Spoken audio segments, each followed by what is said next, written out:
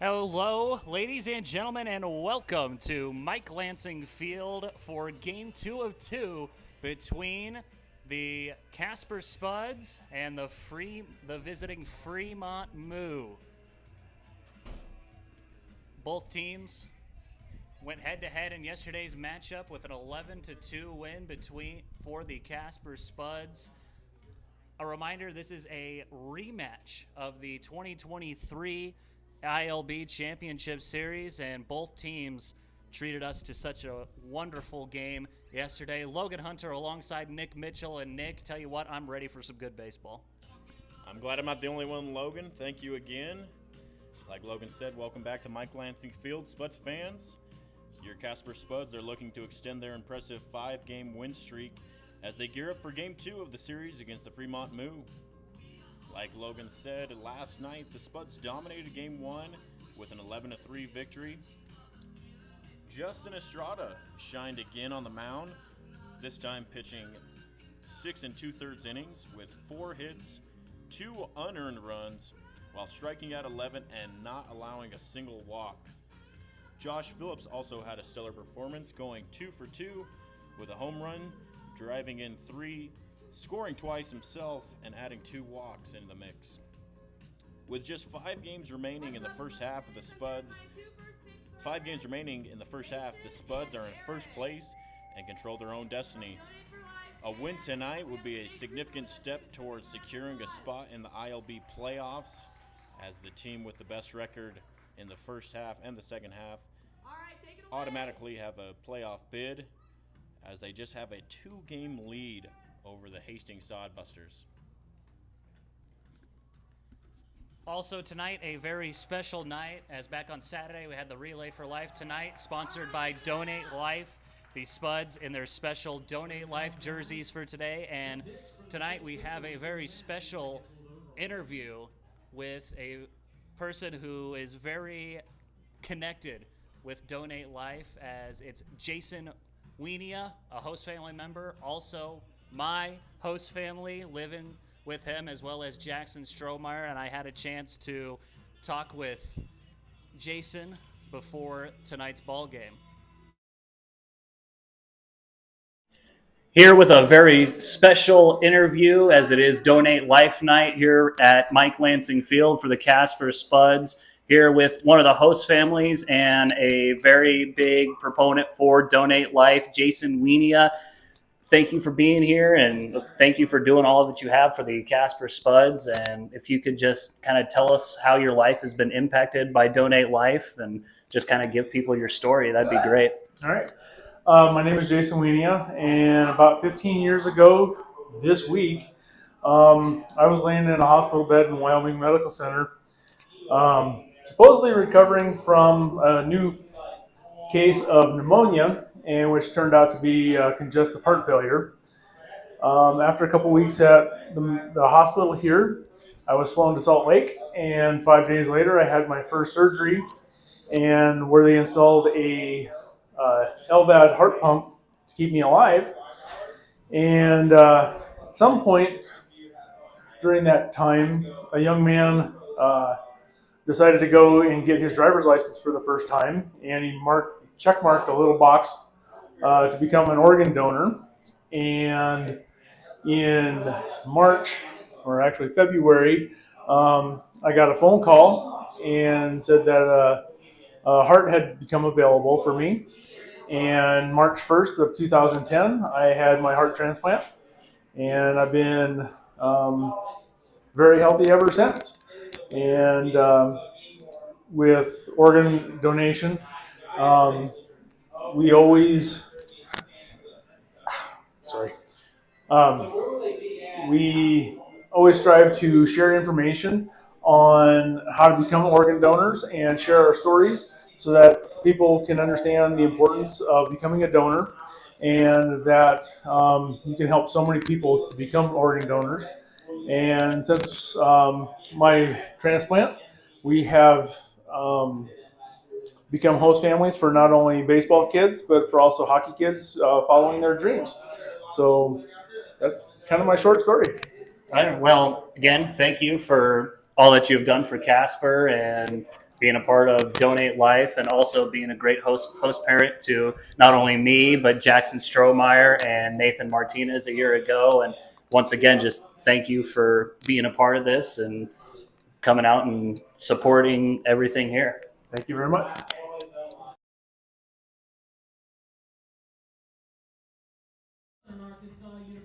There you have it. A very special night tonight as you see one of the owners, Christy Hack, walking around, and you'll be able to see it. The on the field, very special Donate Life, special jerseys for tonight's ball game. And you know, tonight's Donate Life night, but you know what? I hope we see these jerseys more going on in this season. I don't know about you, Nick. Yeah, I like them. It's got the lime green numbers on the back with the pinstripes. You know, I'm kind of a sucker for the pinstripes, as mentioned before, on those purple jerseys that the Spuds recently wore. Yeah, and I had a chance to speak with Cooper Hack as well. He's liking them as well, so I like them, Logan. I like them a lot, actually. And on the mound for your Spuds tonight, the pitcher from Spuds currently getting their lineup announced as we are just moments away from the national anthem. Flag is moving around a little bit out there, not a whole lot. Nick will get you the weather when we get closer to first pitch, as we'll go ahead and take a break. National anthem.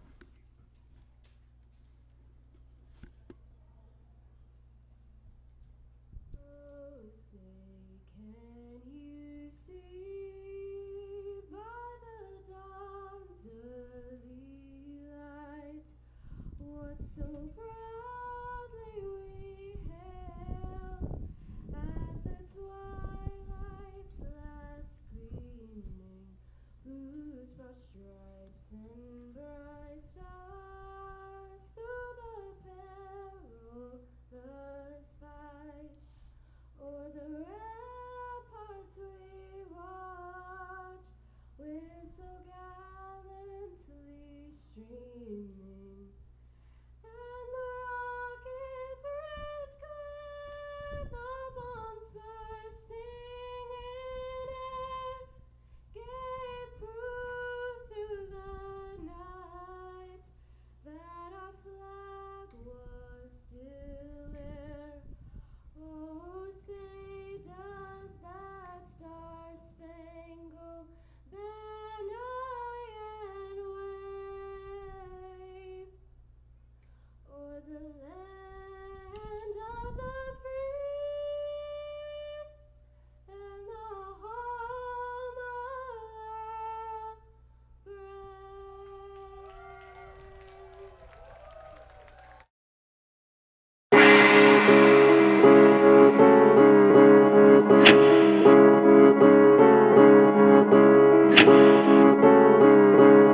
Oh, we got one here.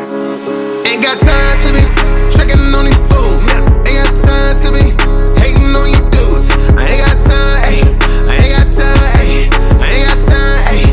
I ain't got time, ayy. I ain't got time to be worried about what you be doing. I ain't got time to be worried if you win or losing. Nah, I ain't got time, yeah. I ain't got time, yeah. I ain't got time, yeah. I ain't got time, yeah. I woke up this morning 5:30.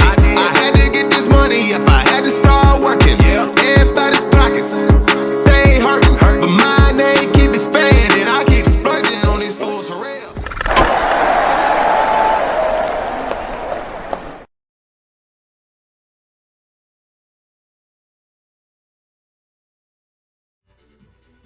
Just moments away from first pitch, as you look off to the left of your screen, or excuse me, the right of your screen, you do see Elijah Lyons in a bit of a standoff, as there is about 5 other Fremont Moo members just off, standing next to their dugout in the middle of a standoff. But so we'll see if Elijah can outlast the five out there, as we'll go ahead and give you the starting lineup for the visiting Fremont Moo. Leading things off and playing out in right field will be Wyatt Yetter. Josh Blunt will be playing in center field. He's batting second. Batting third will be doing the catching, Cooper Fuccino. Batting fourth and doing the DHing is Grant Nodelman. Carson Burnett will be playing first base. He's batting fifth. Batting sixth and playing at third base is Isaac Bonner. Connor Peterson is batting seventh, and he's playing at second base. Over at short will be Hunter Schneider. He's in the 8th spot. And last but not least, batting 9th out in left field will be Cole Fowler, as Yetter will dig in, and it looks like Elijah Lyons has lost the standoff. Kind of an unfair advantage, though, with how close the Moo were standing to their dugout, and Elijah out on the first base line as Jason Fink doing the pitching for the Casper Spuds.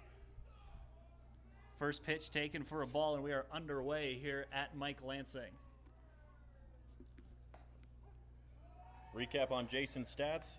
So far in the season, he is 1-0, 18 and 2/3 innings pitched, 17 strikeouts, just 10 walks, only 7 earned runs, and that is good enough for a 2.62 ERA. Having quite a season so far. Fastball is swung on and hit softly but caught. A nice catch by Josh Phillips on the looping pop-up, as Yetter will be out to lead off the ball game.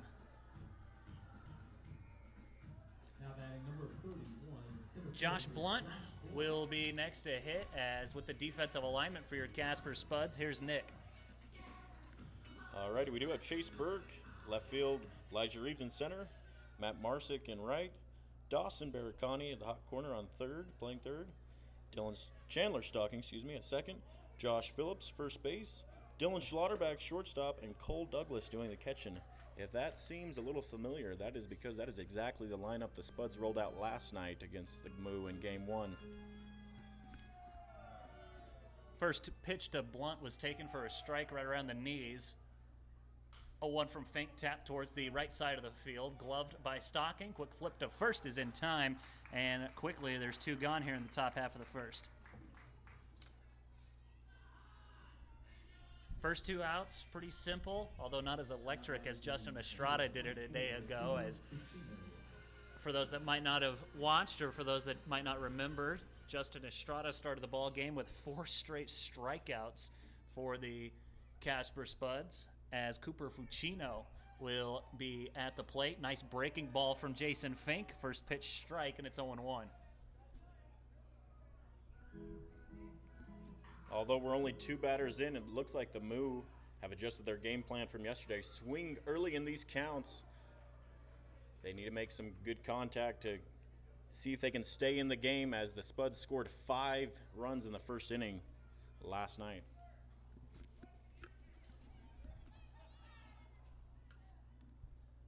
1-1, tapped foul. 1 ball and 2 strikes. It will be interesting to see what adjustments the Moo will make going from Game 1 to Game 2.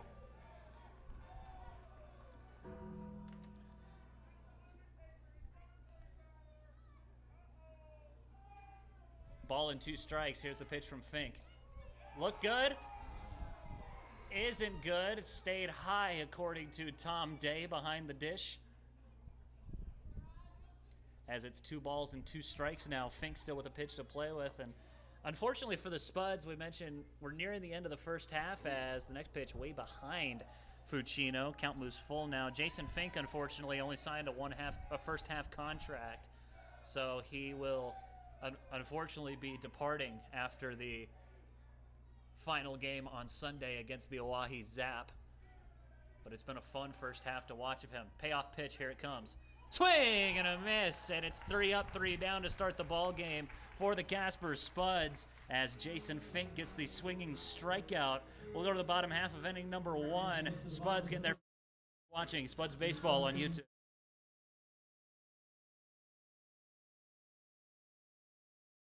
Get great seats, safer, simpler, and smarter with TicketSmarter. Choose great seats from over 125,000 live events, all backed with a TicketSmarter 100% ticket guarantee. Get your tickets smarter at TicketSmarter.com.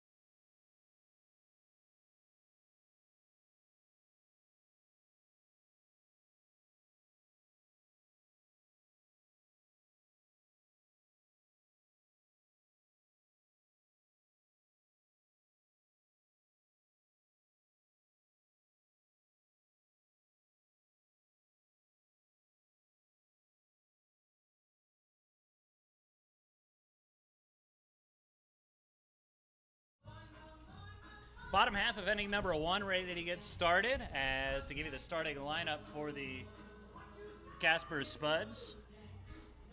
Leading things off and playing out in center field will be Elijah Reeves. Chase Burke is batting second. He's out in left. Dylan Schlotterbeck in the 3 spot playing short.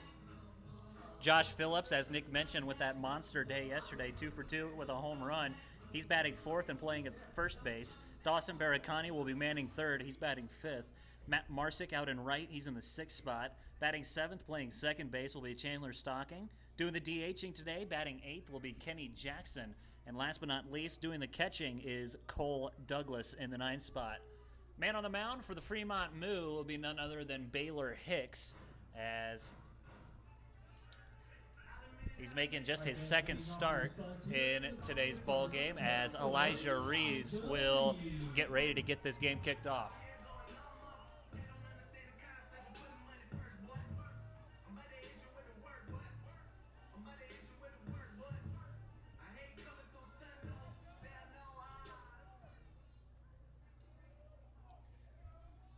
Reeves digs in. First pitch fastball catches the bottom of the zone, and it's 0-1 to the speedy center fielder. Some stats for Baylor Hicks. Like Logan mentioned, 2nd game started. 3 hits given up on the season. 2 earned runs, 6 walks, 9 strikeouts. Has an impressive 1.9 ERA. Talked with James Batten a little bit earlier today. He did say that Baylor Hicks is definitely one of the top pitchers on this Fremont Moose staff. He's definitely someone that, if the Spuds are going to get started early, it's going to be very hard when they're facing this guy. 2 balls and a strike, as Reeves was swinging all the way, got fooled on that pitch, and it's 2-2. A reminder, your Casper Spuds are in first place here in the first half, as we just have 5 games left of the first half. Whoever wins, as Reeves gets hit with a pitch. And Hicks is hearing it from the Spuds faithful. So with the hit by pitch, here comes Chase Burke. Yeah, with 5 games left in the season, the Spuds, their magic number is right around 3. 2 games ahead of the Hastings Sodbusters, sitting in second. A little update on them is they are currently up by 2-0 on Plainsman in the bottom of the 4th. 2 outs of the bases loaded in the bottom half of inning number 4 for the Sodbusters at the dish. Reeves going on the first pitch. It's a pitch out. Head first slide will result in Elijah Reeves being thrown out.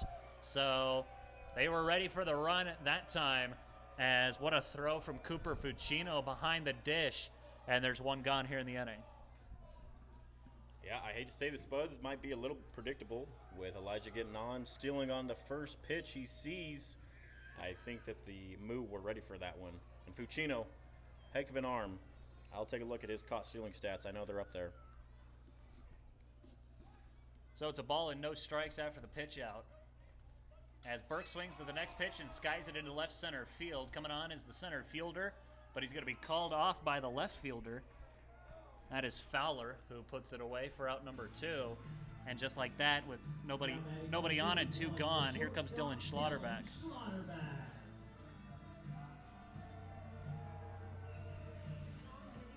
Schlotterbeck last night, 2 for 5, scored 2 runs, drove in an RBI. He is the Spuds' doubles leader. He has 6 on the season.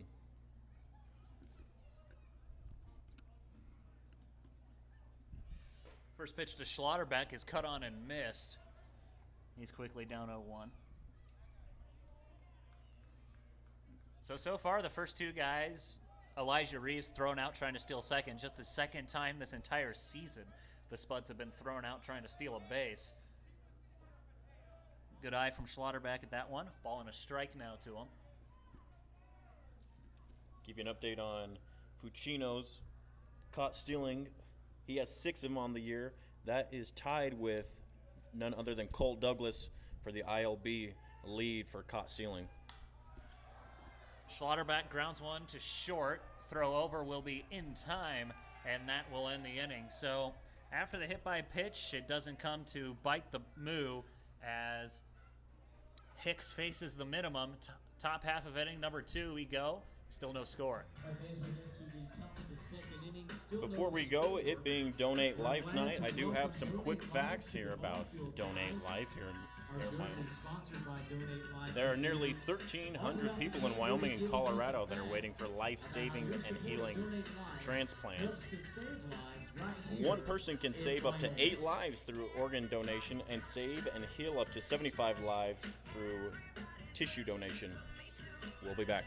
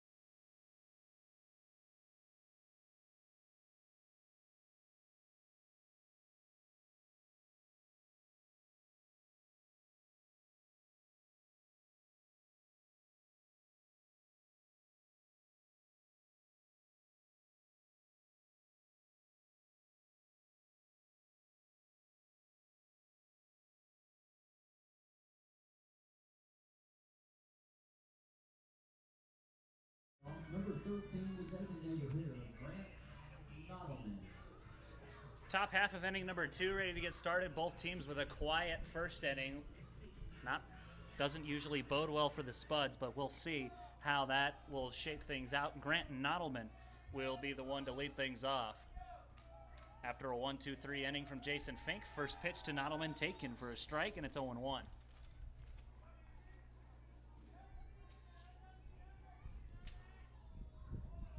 Good job by Fink getting ahead in the count. Fastball catches the bottom of the zone again. Nice pitch from Jason, and it's 0-2.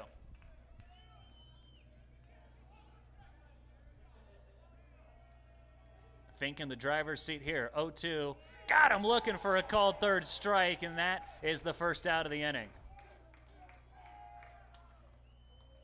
Back-to-back strikeouts for Jason Fink as he struck out Fucino to end the first, as that's now the first 4 set down in order.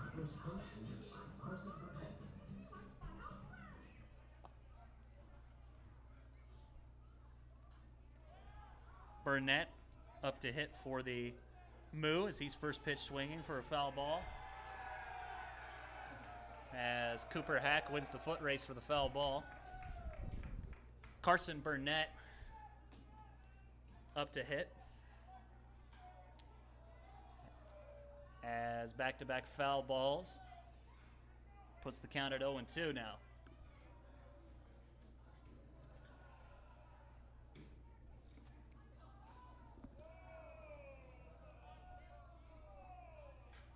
Another fastball hit back foul. Fink's still way ahead here, 0-2.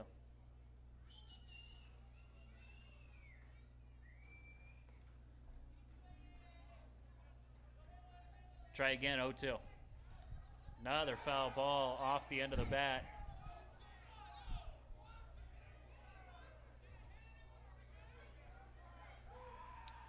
So as I mentioned, both teams didn't really get a good start in the first inning. It'll be interesting to see kind of this feels like it'll be a hoop links first type of game. I think you're right. Both teams were pretty aggressive. Both teams unfortunately did not find any answers. I guess Burnett got nicked in the back of the helmet on that pitch from Fink. So that'll be the first base runner for the Moo. Isaac Bonner, your beer batter tonight. If you're watching beer, you better keep screaming. So after the hit by pitch, we'll put 1-on-1 out for Isaac Bonner as he's first pitch swinging on the ground to second. Stocking a little bit of trouble as he charges and can't hold on to it there, as the man on first is going to be safe. Just a hot shot, and then Stocking couldn't quite get a good grip on it. Number 34, second baseman Connor Peterson. As Connor Peterson will be the next to hit. Yeah, I see Stocking. He's kicking himself for that one. He knew he had at least one out there. Just fumbled the ball after the misplay initially. And the next pitch hits Peterson in the back of the head. As 2 hit by pitches and an error loads the bases now for the Fremont Moo, as James Batten out for a quick chat with Jason Fink.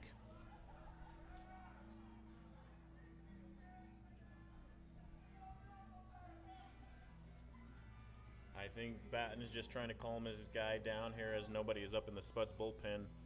Unlike Fink, already 2 hits batsman this inning. I'm not sure what happened there, just probably a breaking ball that came out of the hand way too early. So now bases loaded for the Fremont Moo with only 1 out in the inning. Hunter Snyder in a prime spot to strike first for Fremont.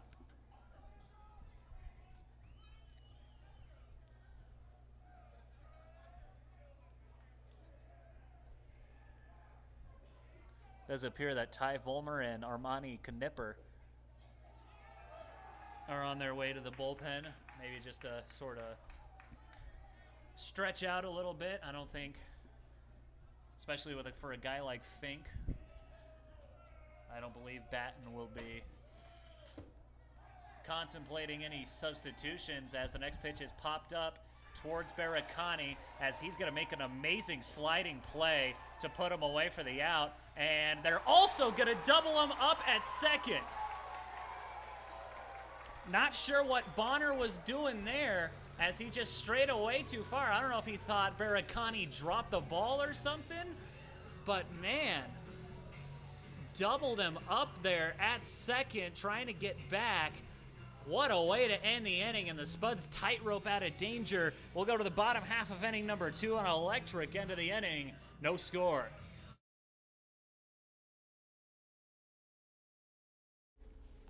The Casper Spuds would like to thank Best Western for being our 2024 official hotel sponsor. With Wi-Fi, breakfast, pet-friendly rooms, and so much more, Best Western is the best place to stay if you're trying to catch a game. You can give us a call at 307-439-2074 or log on to the Best Western website to book a room today. Be sure to ask for the Spuds rate and be treated like a king. You can find us at 123 West East Street to find a room to stay. Best Western, proud sponsor of the Spuds.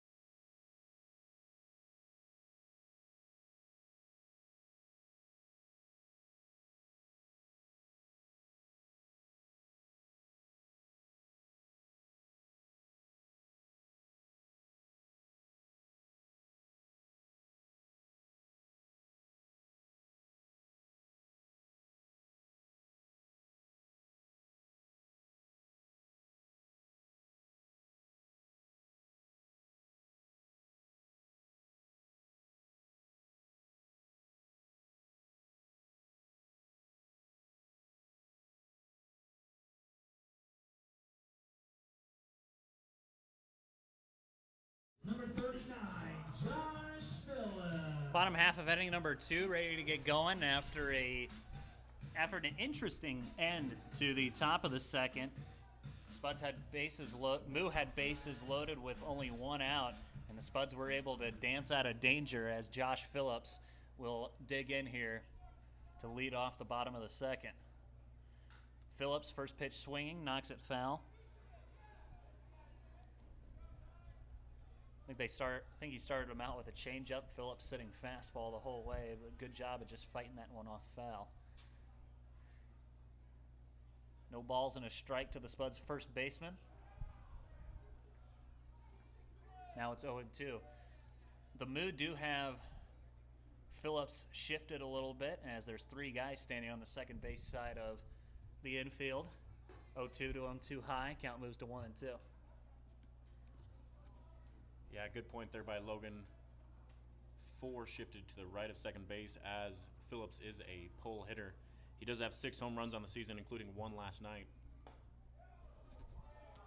Fastball taken outside for a ball. 2-2 the count.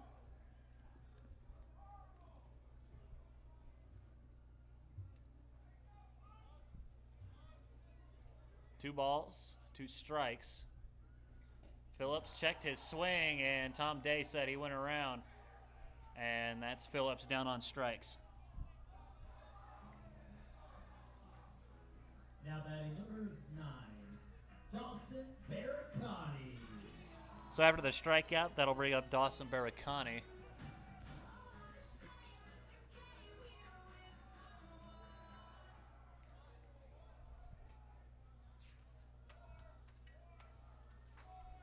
First pitch to him is hit back foul. Heads up, fans. Bats and balls will leave the field of play throughout the game. Please be aware at all times. Foul ball. Baracani 0 for 3 in yesterday's game. He did draw a couple walks and come around to score on both of those, as he's going to get hit with a pitch, and he'll take first base.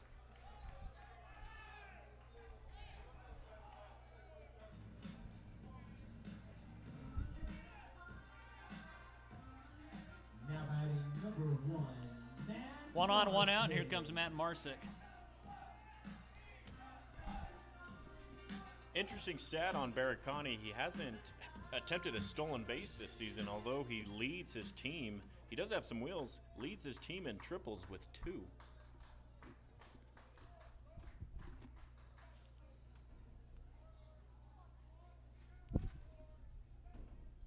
Matt Marsick up to hit for Casper.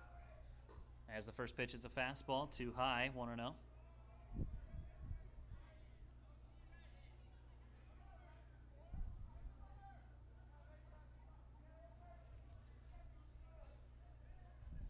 One 0 to Marsick. Stays high, and it's 2-0.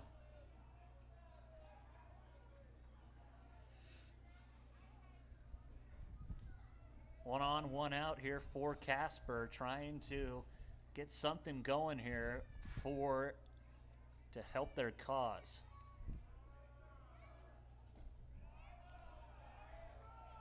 Three and 0 now.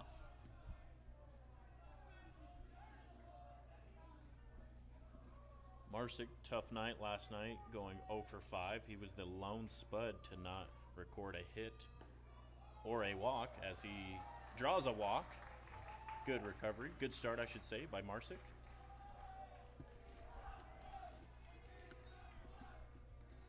Back-to-back base runners for the Spuds will bring up Chandler Stocking. Now batting the runners at first and second, number 11, Chandler Stocking. There's also something on Dawson standing on second right now.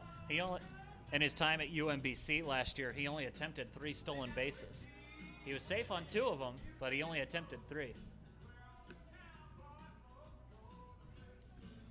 Like most players on the Spuds, he does have some wheels, so something to monitor there. He also had 2 triples out in Maryland. Chandler Stocking up to hit for the Casper Spuds now. Fastball too low, and it's 1-0 to the Spuds second baseman.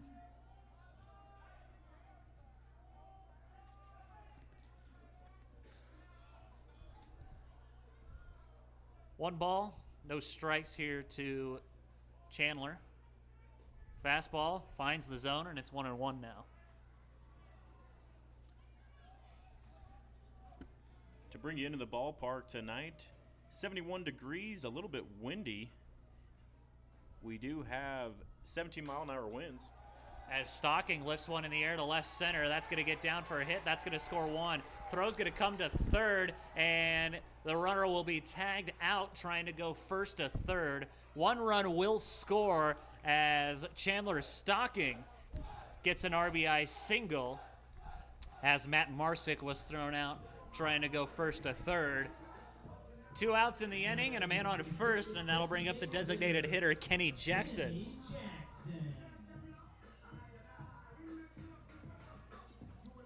Just to recap the weather, 17 miles an hour with the wind actually blowing right to left. Something you don't normally see here at Mike Lansing. First pitch to Jackson, taken for a ball.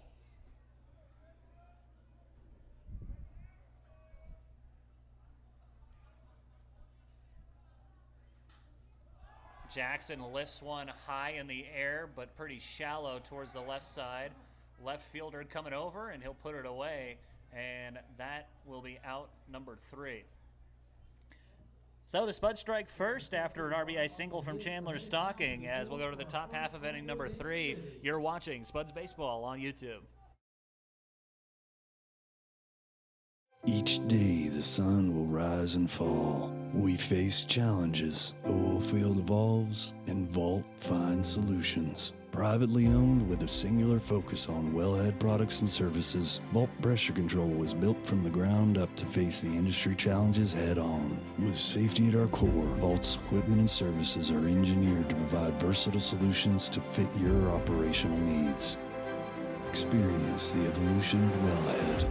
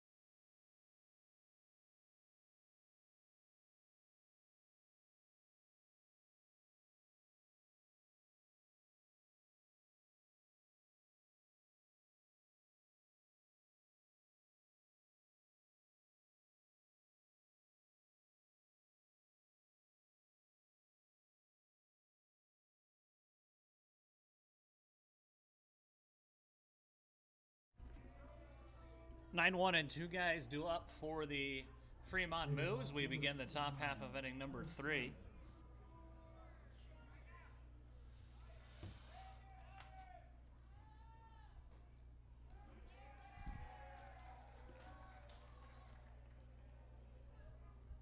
First pitch taken for a called strike.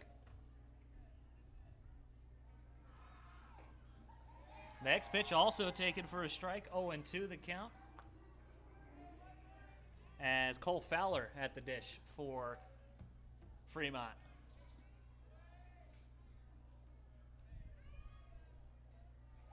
Oh-2 fastball, down and away. Good waste pitch there from Fink.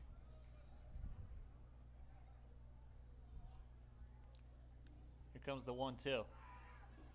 Another fastball stays low, can't get Fowler to chase at that one. Counts evened up now, 2 balls and 2 strikes.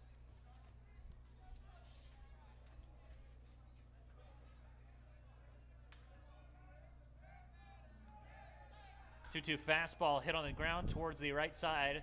Chance of revenge for Stocking as he bobbles it a little bit. Throw to first will not be in time.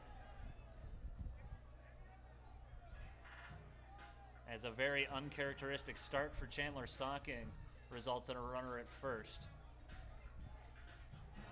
As we mentioned this yesterday, but you know, still got to give Chandler his flowers. He was an all-gold glove. He won a gold glove in the Cascade Conference for the College of Idaho. So a couple of errors for him is very uncharacteristic.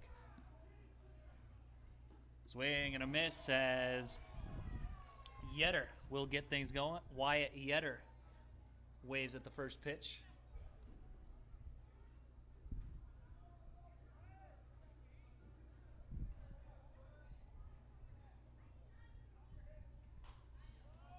Swung on and now hit on the ground to third. Throw over from Barakani will be in time, and there's one gone in the inning.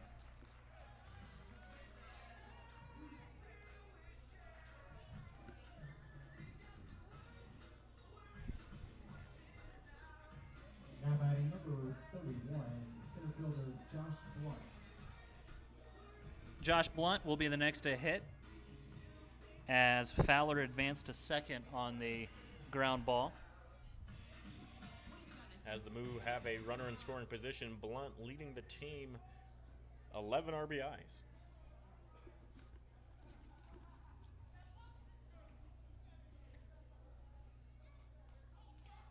First pitch to him. Stays outside, 1-0. Blunt grounded out to Stocking in the first inning.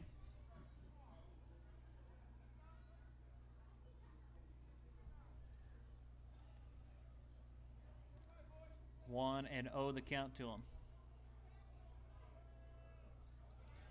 1-0 gets away from Douglas, rolls third base side. The throw over will not be in time though. Had a good roll if they wanted a shot at getting the out at third, but Douglas just couldn't get to the ball fast enough as Fowler will now be 90 feet away for the next run. 1-0, top of the third in favor of Casper, but the tying run just 90 feet away. Nice pitch from Fink has got a bit of a sword action out of Blunt. 2 balls and a strike now.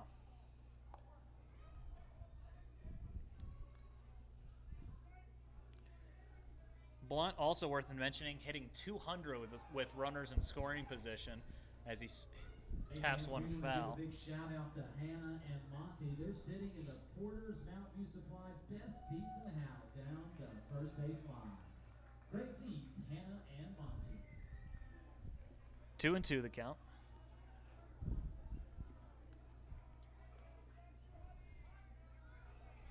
Moo as a team hitting 246 with runners in scoring position as Josh Blunt's going to go down looking at the next pitch as that will be strike 3 called. Second strikeout of the ball game for, or excuse me, third strikeout of the ball game for Jason Fink as there's 2 outs now here in the top of the third. Huge strikeout there by Fink, eliminating the sac fly opportunity the Moo might be able to push a run through. Fuccino's first pitch swinging on the ground is short. Throw over from Schlotterback will be in time, and there's out number 3. Moo strand 1 after the error. We'll go to the bottom half of inning number 3. 1-0 Spuds. You're watching Spuds Baseball on YouTube. Hi, I'm Super Bowl 50 champion Ryan Harris, and my dad's life was saved when a hero said yes to organ donation. Right now, nearly 150 Wyoming residents are waiting for a life-saving transplant. One heroic choice can save and heal lives.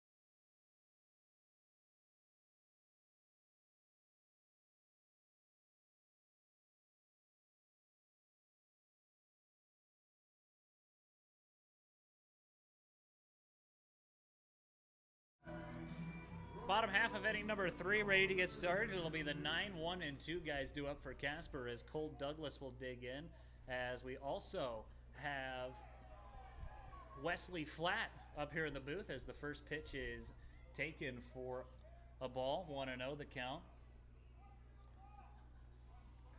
As 1-0, big swing and miss from Douglas.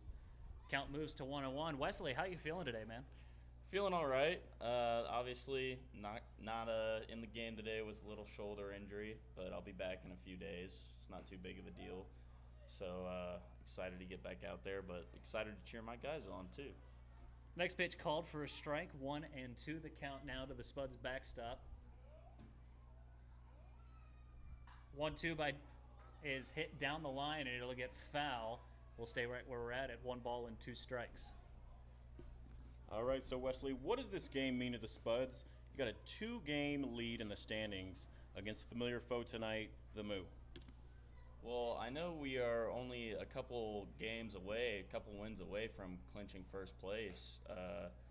So we want to get there as fast as possible. So this is a big game for us. And also this is a team that last time we struggled against. So we definitely want to go beat them.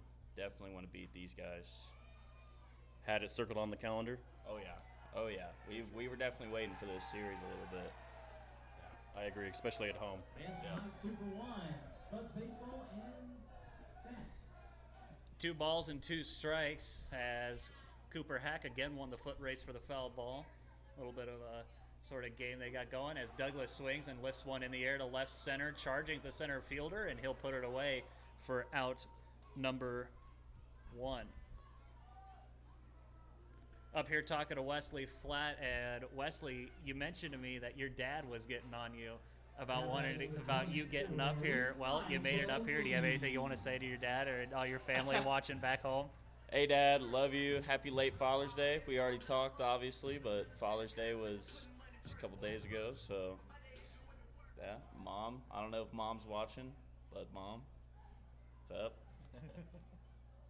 Shout out the Flat family as Elijah Reeves is going to be hit with the first pitch of his at-bat. What does it mean for this Spud squad? We talk about this so much. You guys seem to get out to such a quick start constantly. What does it mean? Is that something that Coach Batten sort of emphasized to get out to an early start, or is this just kind of a thing that keeps happening for this Spud squad? Not necessarily anything Batten has done. I mean, Batten creates a great environment to play in. It's really fun. So I think we're able to go out there, relax, and just compete from the get-go. I think we're just really good. Honestly, I think that's what it boils down to at the most part, is we're just really good. I mean, if you have one guy who's kind of off that night, you have another guy who is having the night of his freaking life. So it's like we're just really good all around. We have really good depth. Burke swings and taps one on the ground, fielded by the third baseman. Throw to first will be in time. Like the foot came off the bag there a little bit. Might have, might not have, but they're going to give him the out. I don't see Coach Batten coming out to talk about it, so looks like they're just going to live with it. As Burke will ground out, Reeves will stay at second, and there is 2 outs here in the bottom of the 3rd inning.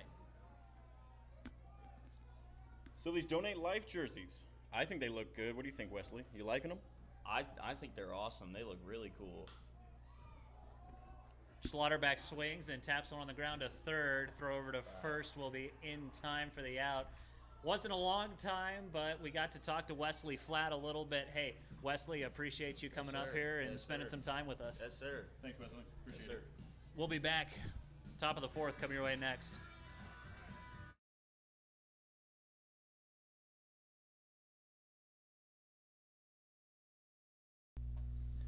Since 1973, Moser has been at the forefront of advances in distributed energy solutions. These innovations substantially reduce flaring and offer customers significant reductions in operating expenses. The company's products and commitment to customers are recognized throughout the industry as the gold standard for low emissions, reliable, and durable natural gas generators and hybrid generator systems. For all your energy needs, call Moser Energy at 307 234 7833.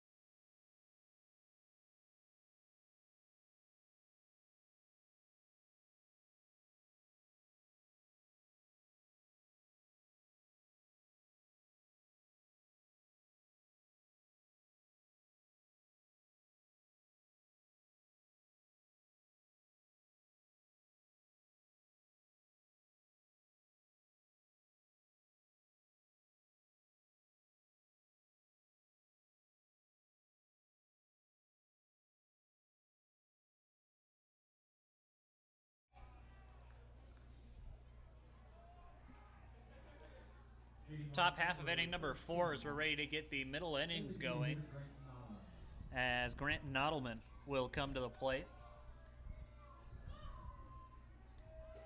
Jason Fink out for his 4th inning of work, has a ball taken, 1-0. Fink working fast as that was his 37th pitch of the ball game. 38 also misses for a ball, 2-0 the count. Nodelman struck out looking to begin the 2nd inning for Fremont. Next pitch also outside, so Nodelman way ahead here. It's 3-0. For those interested, a little bit of a scoreboard update between the Hastings Sodbusters and the Plainsman baseball team. Sodbusters currently up 6-0 with that two games back of the Spuds.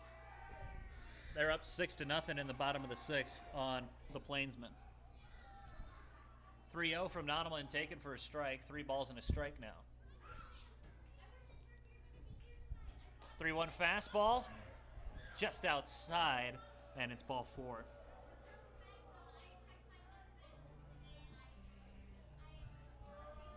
Moo still have yet to get a hit,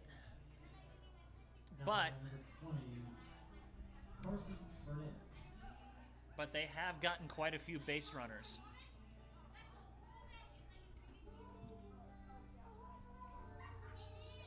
Signals coming from the third base coach.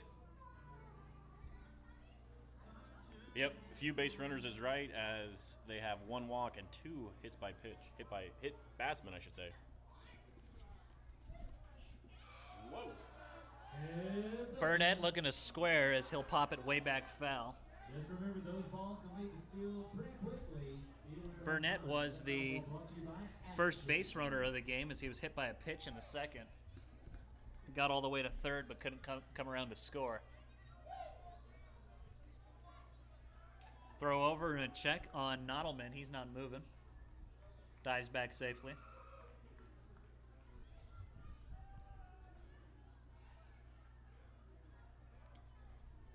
No balls and a strike. As Burnett rips one foul. Fans, our super fans, are back over on the first base side tonight. They'll gladly take your empty beer cup for the beer snake they're building.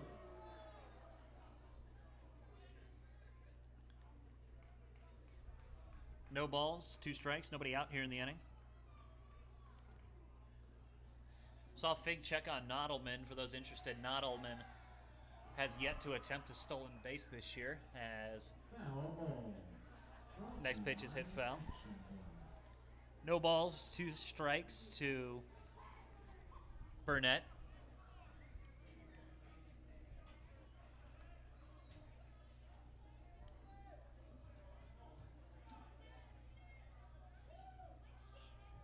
Oh, 2 up and into Burnett.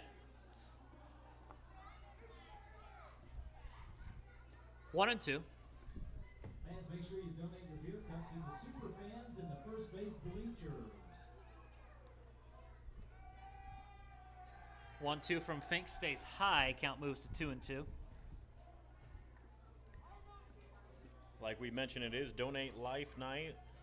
Sporadically, I'll be giving you some quick facts.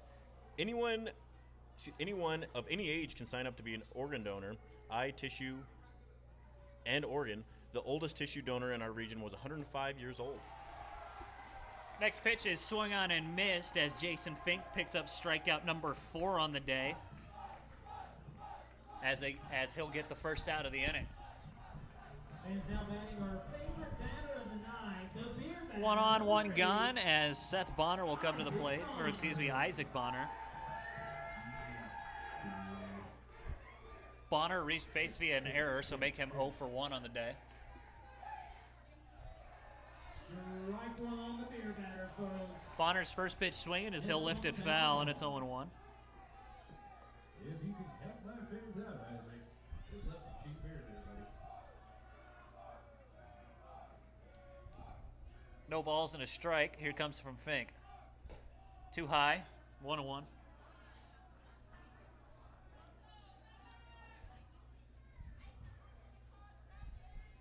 Moo's still looking for their first hit of the game here in the top of the 4th.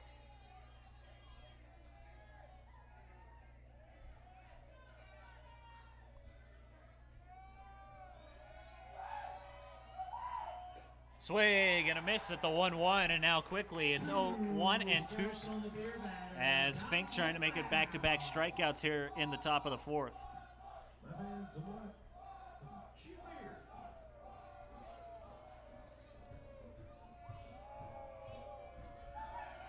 1-2 stays out and away. 2-2 the count. Fink still with the pitch to play with here.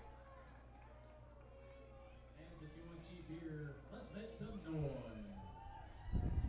Fink has gotten into a bit of trouble in these couple of innings, but he's done a good job of getting out of whatever trouble he gets himself into, as he has been working in a lot of these at-bats. 2-2 up the first base side, and it's going to get through for a base hit as Bonner has something to say to the Spuds dugout after that hit. Or I think he's either talking to the dugout or he's talking to the super fans. I'm pretty sure he's talking to the fans as he shushes the crowd with that hit. So 2 on and 1 gone after the single as Connor Peterson will come to the plate.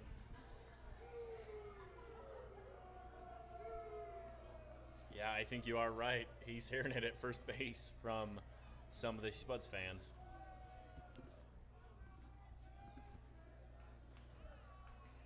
Swing and a miss at the first pitch by Peterson, and he's quickly down 0-1.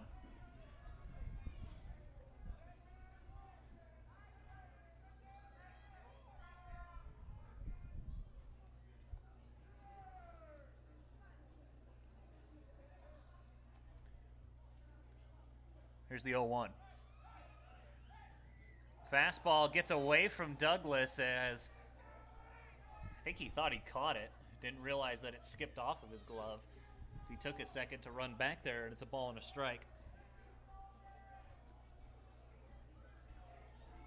Unfortunately, that does hurt the Spuds, as that does eliminate the double play option.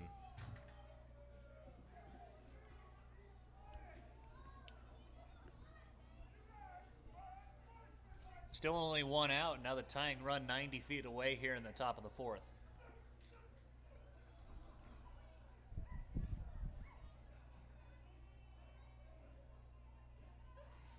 Swing and a miss. Good pitch there from Jason Fink. Count moves to 1-2. Peterson was hit by a pitch in his first plate appearance. Fastball, as I think it fooled him, but he got bailed out on that hit as he shoots it into right center, and it's going to be an RBI single, 2 RBI single for Connor Peterson, and the Moo have taken the lead. It's now 2-1 Fremont.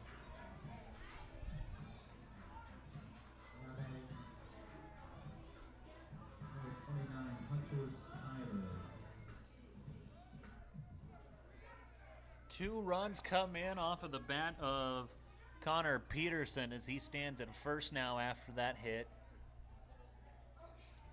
Hunter Snyder will be up to hit now. Up and away for a ball, 1-0. Let's see if Fink can get a ground ball and get helped out by his defense. Hopefully looking for that double play ball. They have still only 1 out here in the top of the 4th. Fastball stays low. 2-0.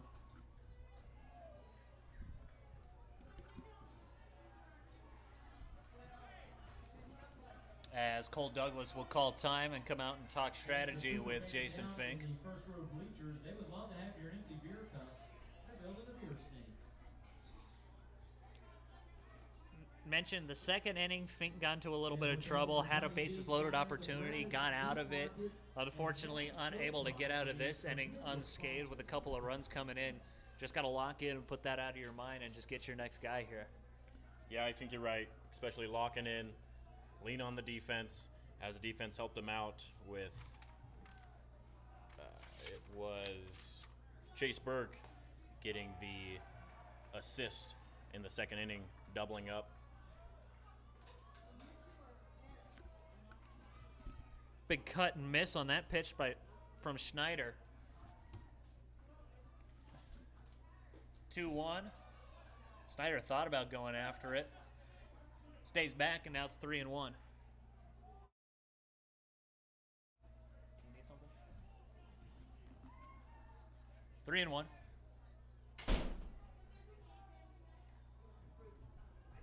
3-1 from Fink. Good pitch. Ooh, looked like it caught the zone. I think Fink thought it caught the zone as Snyder will take first base after the walk. Now batting number 19. Just the second walk that Fink has allowed. There is a person up and throwing in the bullpen. No signal has been made by Coach Batten. So I think there's just another one of these talks to calm the guy down.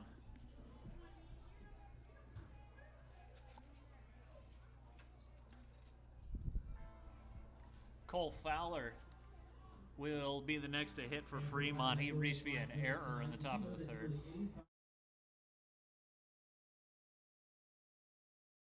Donate Life. Thank you for the work you're doing with those that are waiting for life-saving transplants. 2 runs already home here in the inning for Fremont. And there's 2 runners out there for some added damage if Fremont can get some more offensive production. Fowler takes a look at the first pitch fastball from Fink. Catches the bottom corner of the zone, and it's 0-1.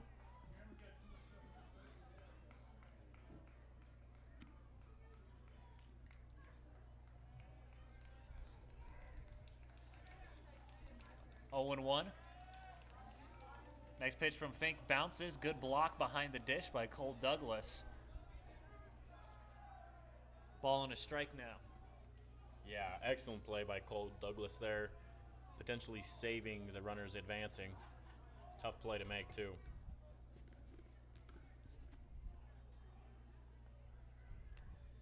One.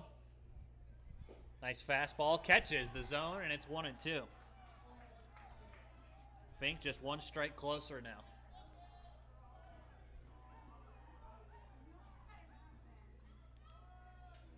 Jason already with 1 strikeout in the inning. Let's see if he can make it another.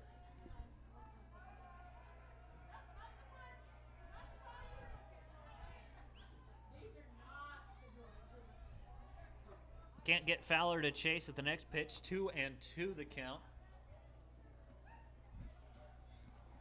Took a look at the Spuds bullpen.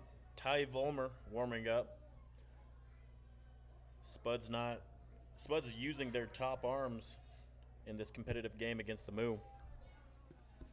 Runner bluffs for third. Fink not biting. Foul ball will keep the count where it's at 2-2. Foul ball brought to you by Action Glass. And here at this point in the season, the Spuds have to bear down, and as you keep mentioning, they control their own destiny, and the fate of the world is on their shoulders right now with how this season, how this first half finishes out. Next pitch from Fink. Got him looking for a called third strike, and there's out number 2.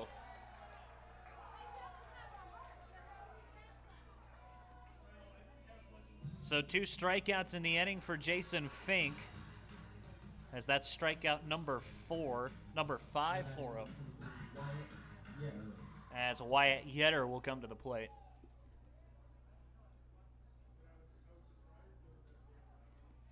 Score update, it looks like the Spuds aren't going to get any help as the Sodbusters, as the first pitch from Fink is taken for a strike. Looks like the Sodbusters are in the lead 6-0 in the bottom of the 7th out in Hastings.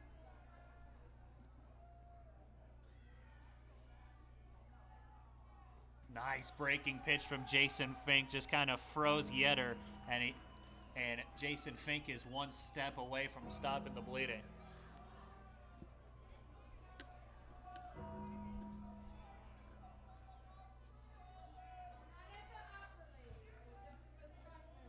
No balls, 2 strikes, 2 outs. Off the end of the bat by Yetter as it's a flare towards Baracani. Lazy pop up to put it away for the out as the Fremont Moo score 2 runs here in the top half of inning number 4.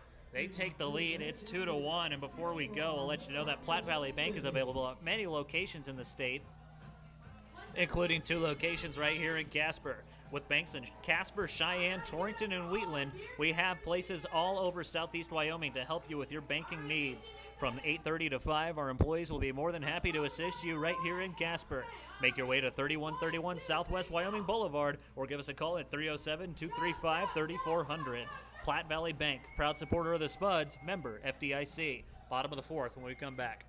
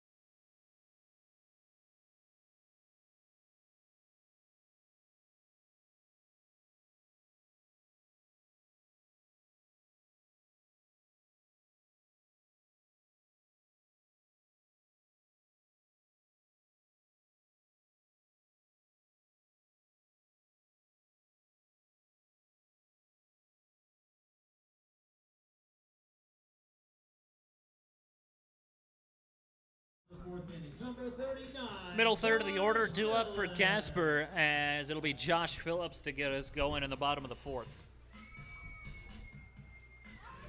Phillips 0 for 1. He led off the bottom of the 2nd with a swinging strikeout.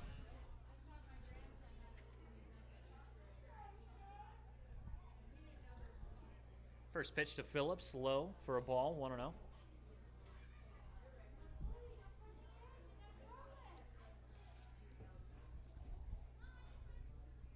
Next pitch to Josh, catches the knees. This might go without saying, but this is exactly who the Spuds won up in this moment as they are down 1, arguably their hottest hitter, Josh Phillips. Next pitch outside, 2 balls and a strike to the power hitting first baseman.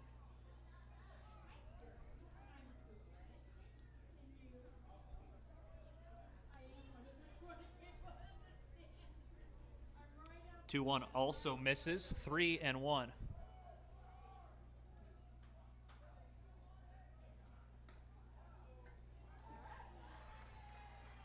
So 5 pitches results in a walk for Josh Phillips,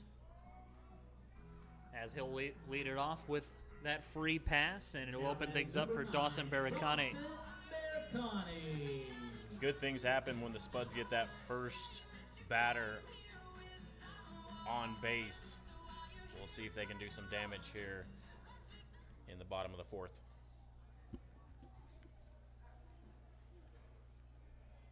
First pitch to Barricani, taken for a called strike. As mentioned, he was hit by a pitch in the second inning, came around to score. So far, that's been the only run for the Spuds. Nice pitch from Hicks. Brandon Hicks on the mound for the Moo, also in his fourth inning of work. He's quickly ahead, it's 0-2. 0-2 too high. 1 ball, 2 strikes.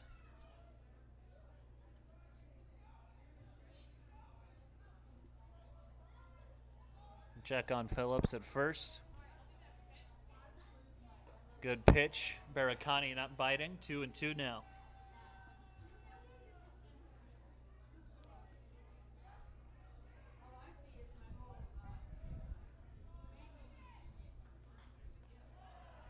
Swung on and fouled off. 2-2.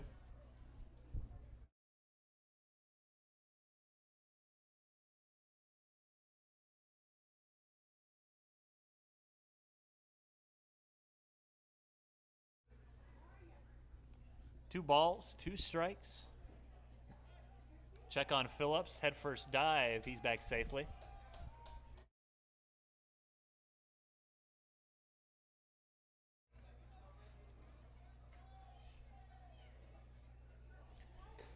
Two stays inside, and now we're full. So Barricani able to work the count full now, 3-2.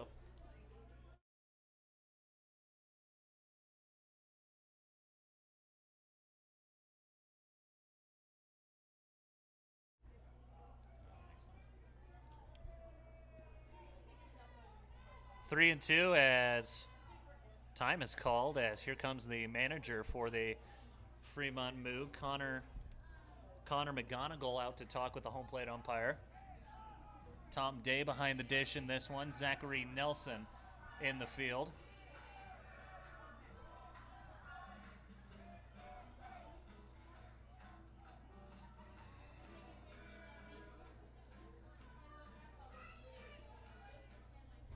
Three and two, the count still to Barricani.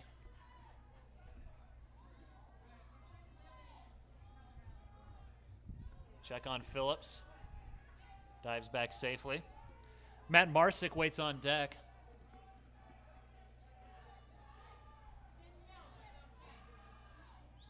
Good fastball as Barricani shoots it on the ground to second. Throw to short for 1 in time.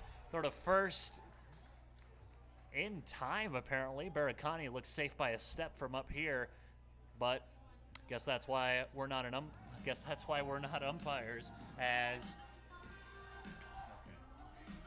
nope, Barricani is called safe. I thought I saw the out call from the on-field umpire, but so Barricani will ground into the fielder's choice instead of a double play, as Matt Marsick will come out with 2 outs.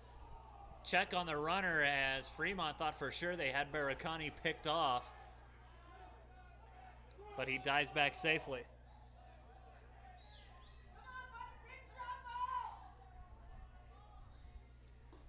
Breaking ball stays high. Matt Marsick with the first pitch ball. I will say the Moo are kind of playing with fire, as the way the sun's aligning right now, right in the first baseman's eyes.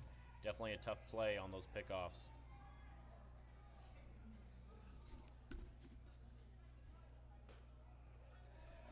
Next pitch also misses. 2-0 the count.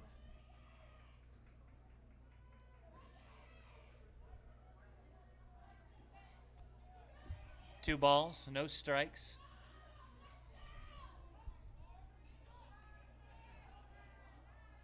Two-0 catches the outside part of the zone. 2 balls and a strike now to the Spuds right fielder.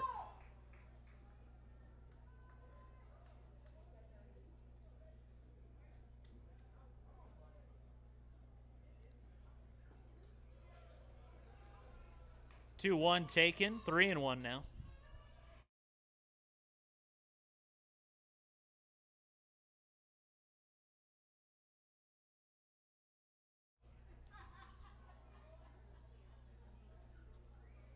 (3-1). Marsick swinging all the way. He knocks it foul. We're full now, 3-2. Brought to you by Action Sports.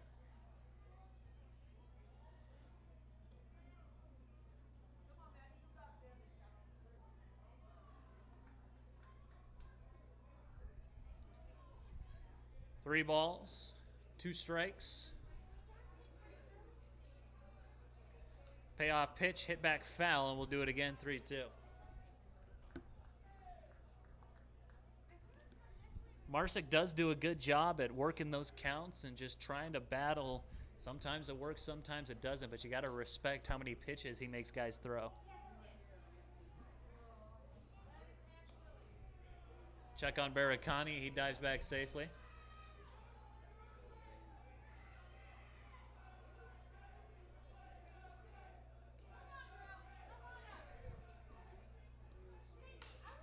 Marsick swings and hits one right back up the middle for a base knock, as that'll put 2 runners on with 1 gone for Chandler Stocking now after the single from Matt Marsick.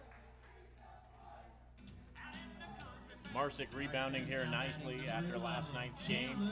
1 for 1 with a walk also.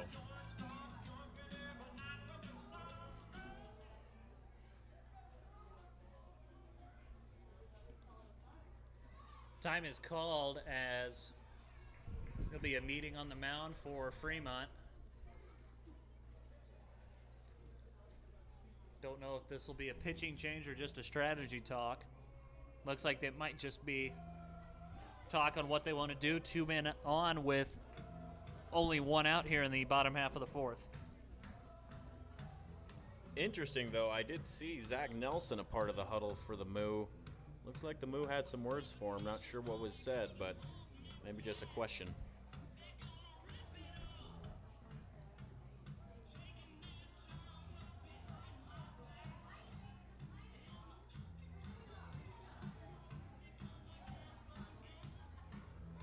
Bit of a long discussion between the two as Tom Day making his way out there to kind of break up this huddle.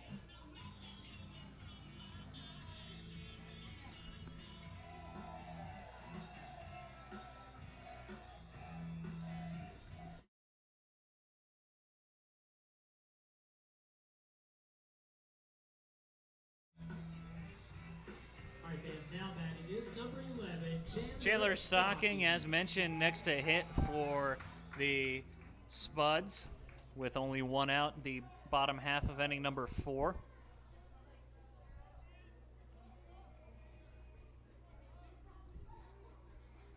First pitch to him, stays low.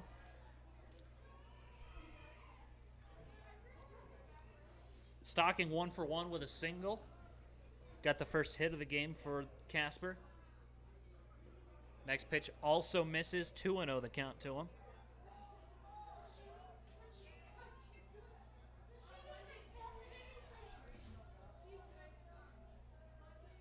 Two balls, no strikes. Here it comes.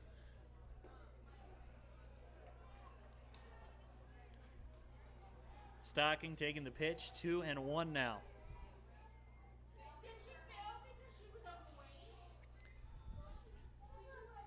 2-1.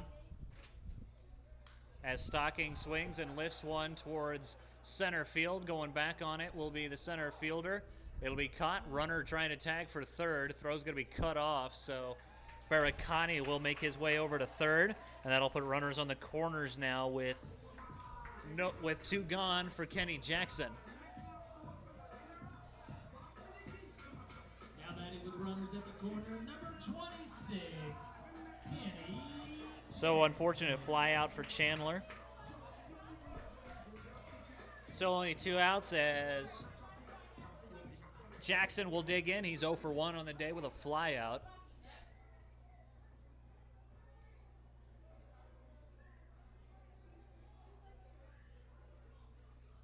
Jackson first pitch swinging. He was indecisive on whether or not he wanted to wave at it, and it's 0-1.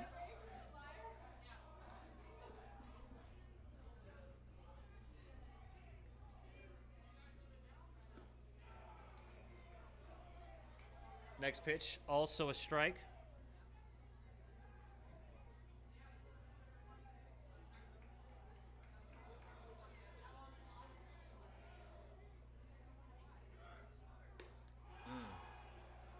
Swing and a miss at the next pitch. Throw down to second won't matter as that's out number 3.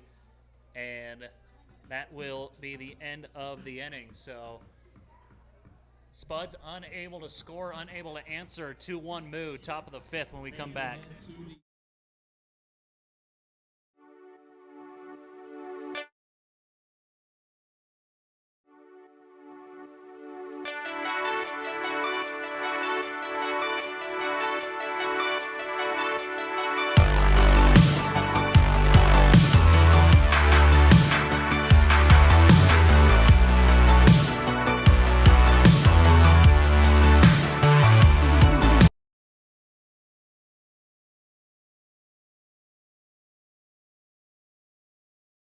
We came in and sat down in the living room, and that's when he said there was something wrong with me. She was sitting right over here, slumped over sideways. You've had a stroke or something. I'm calling 911. Patients who have a large vessel occlusion, if they don't have that large vessel unblocked, they'll go on to be either dead or severely disabled. It is wonderful to be able to do things. It's just a blessing that I can live life.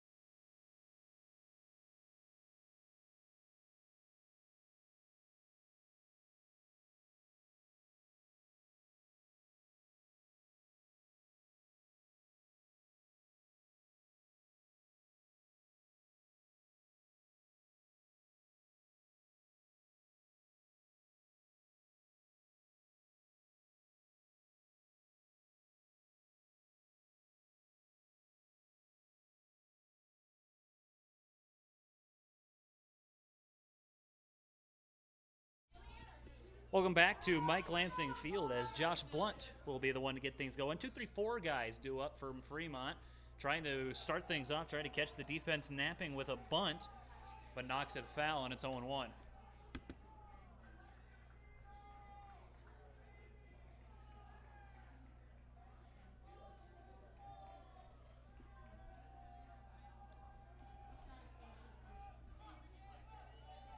Oh and 1.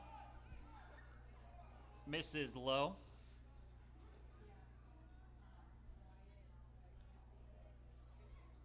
Count moves to 1-1.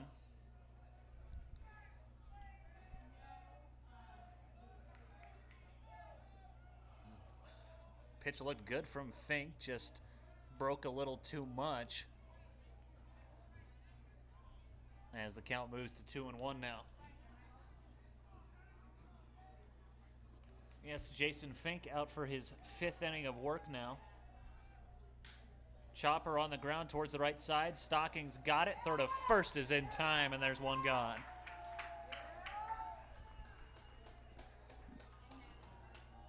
Good play by Stocking. I'm sure it feels good just to get one under your belt as he's kind of struggled tonight. Unusual by him, but good play. Second time tonight that Blunt has grounded out to Chandler, as Cooper Fuccino will be the next to hit.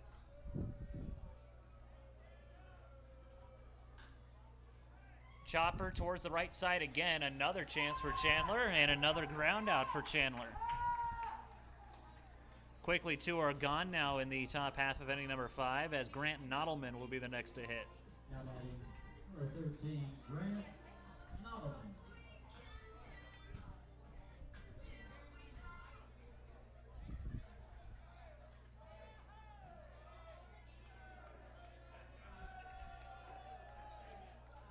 First pitch to Nodelman, catches the top of the zone, and it's 0-1.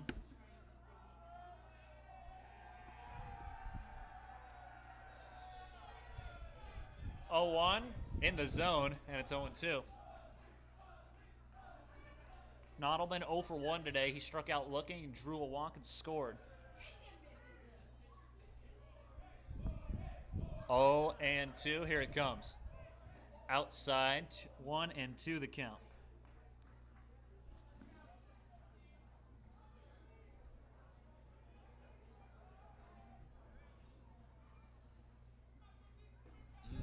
Got him looking for a called third strike, and that'll end the inning. Strikeout number 6 on the day for Jason Fink.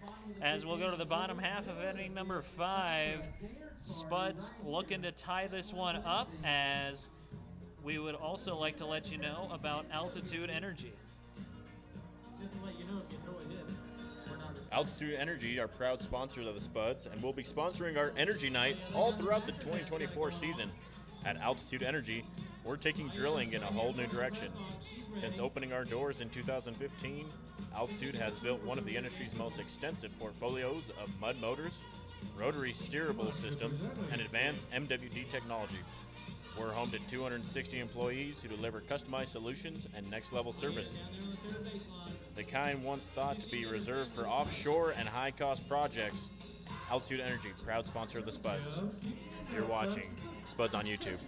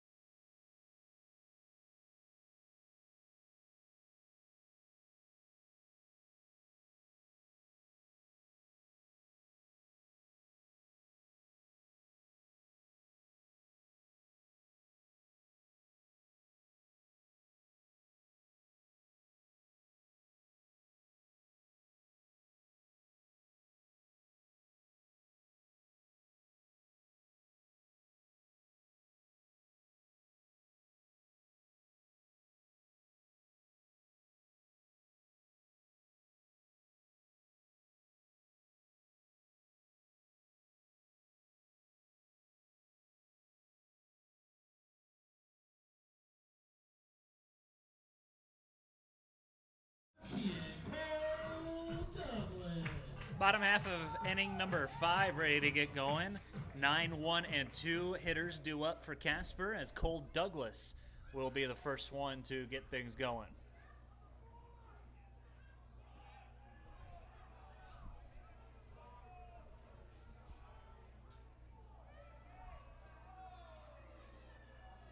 First pitch to Douglas is a strike.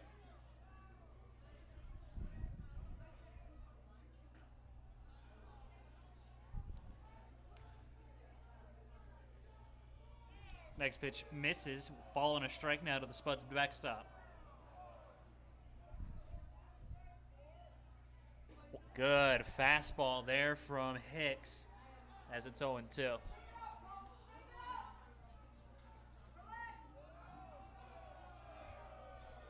One ball, 2 strikes. Here comes the next pitch.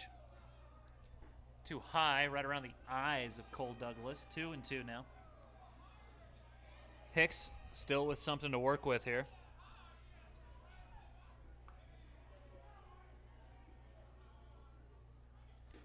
Next pitch looked outside, but is called for strike 3, as that is out number 1.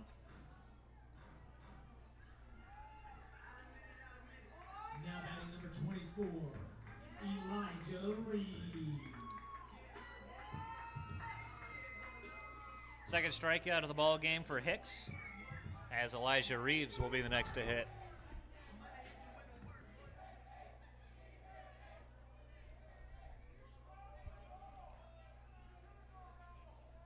First pitch too high, 1-0. Reeves leading his team on a walks to K ratio. Every strikeout Reeves has, he has about 5.5 walks to his credit. Next pitch to Reeves is fouled back. 1-1 the count. Chopper on the ground to the right side, picked up by the third baseman. Flip to first is in time, and there's 2 gone here in the bottom of the 5th.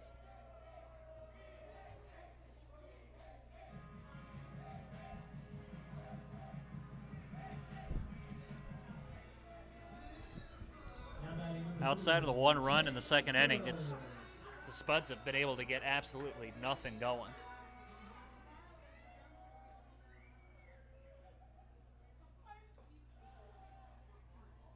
First pitch misses to Chase Burke, 1-0.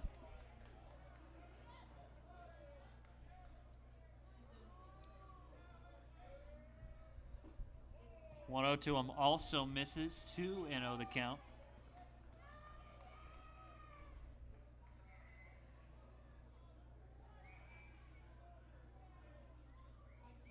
Hitters count, here it comes. Pitch misses, 3-0 now to Chase Burke.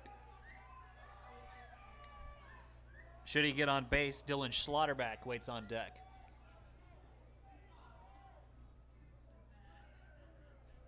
Look out as Burke has to duck out of danger for the next pitch, and he's going to get on with a 2-out walk. Now batting number 31, Dylan Schlotterback.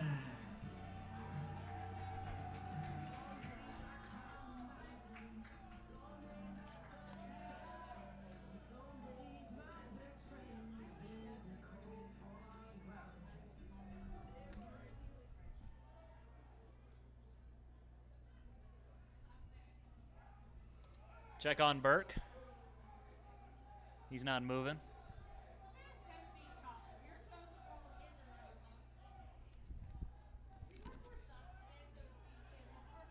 Another check on Burke, and he's safe. They thought he got him. Not quite. And just a reminder, don't cheer till the umpire calls.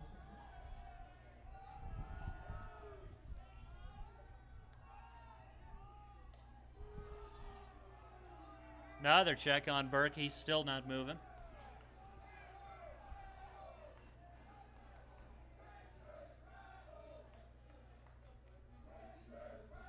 First pitch to Schlotterback is swung on and fouled straight back, and it's 0-1.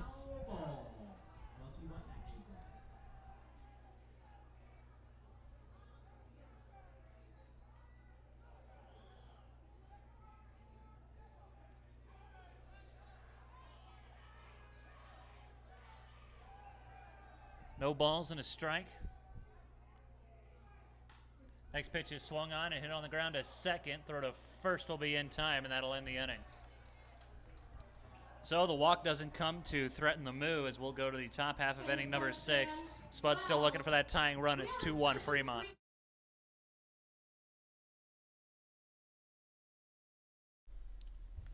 From our beginning in 1986, IPS focused on reducing the overall cost for our customers start to finish. With many choices at the component and product level, our company has concentrated on the integration of resources and processes between supplier and user.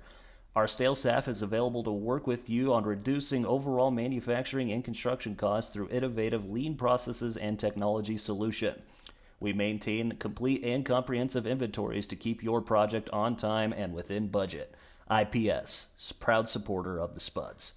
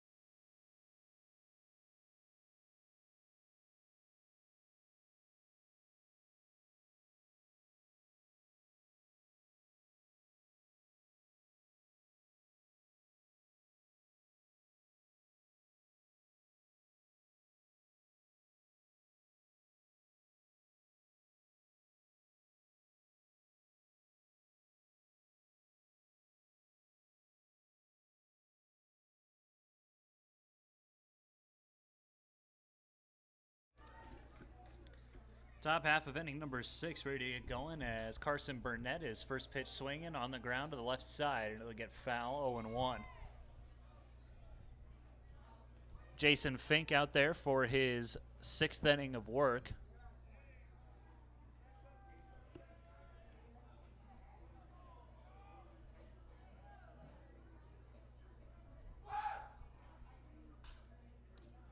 A 1 hit on the left side of the infield. Barakani's got it. Good pick by Josh Phillips to get the out, and it's a ground out to begin the 6th inning for the Fremont Moo. Fans, your favorite batter of the night, number 8, the beer batter, Isaac Bonner. Isaac Bonner next to hit. And hey, you know what? Give Fink credit. After those 2 runs in the 4th inning, he is fired back, and he is set down. He has set down 6 straight now after giving up those 2 runs in the 4th. Swung on, fouled straight back. Fans, that's 2 strikes on the beer batter. And maybe it should hit the camera so we can actually, maybe get a good stream. Again, we apologize for the jumpiness of the camera down on the field, which is why we're sticking with this upper angle. Outside, ball 1. Yeah, disappointed a little bit in that camera. I believe it's just lagging too much and then freezing, but we'll keep the camera up here top so you can keep your head into the action. We'll keep you updated if it gets resolved. Chopper towards Fink, and you know what? He's going to go ahead and take it himself for the out as he sprinted off the mound and go get that baseball. The step on first for the out, and there's 2 gone here in the top of the 6th.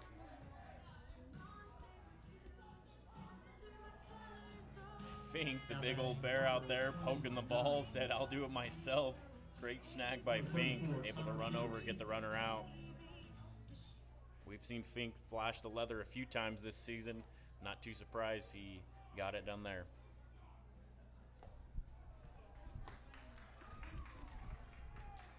Connor Peterson next to hit as he is down 0-1.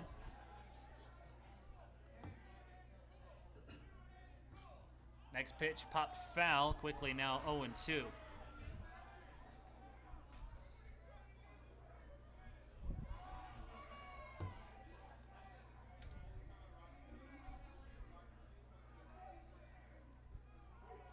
Next pitch got him looking for a called 3rd strike. Strikeout number 7 on the ball game for Jason Fink as the Spuds trying to battle back and get this 1-run lead evaporated. As we'll go to the bottom half of inning number 6. Fremont Moo still on top. It's 2-1. Get great seats, safer, simpler, and smarter with TicketSmarter. Choose great seats from over 125,000 live events, all backed with a TicketSmarter 100% ticket guarantee. Get your tickets smarter at ticketsmarter.com.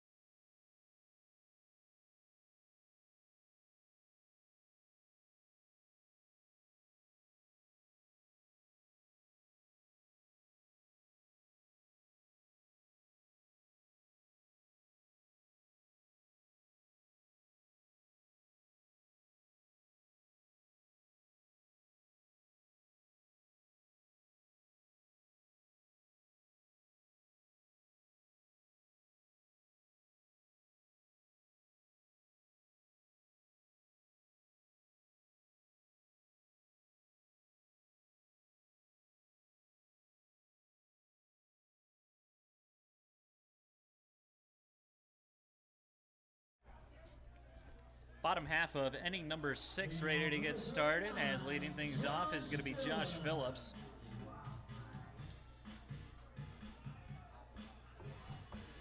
Drew a walk in the 4th.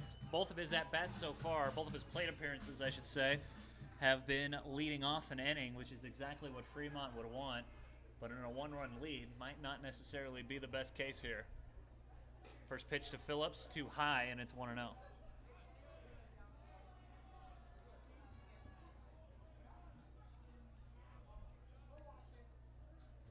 Fastball tapped up the line, grabbed by the first baseman right into the shift, and Phillips will ground out 3 unassisted.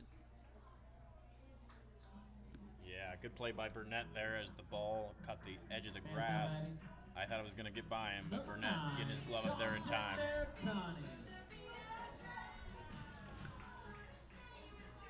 Dawson Barricani will hit next.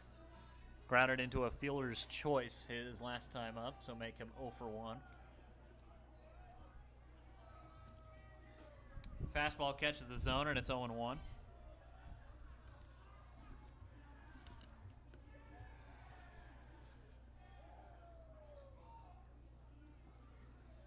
Fastball misses.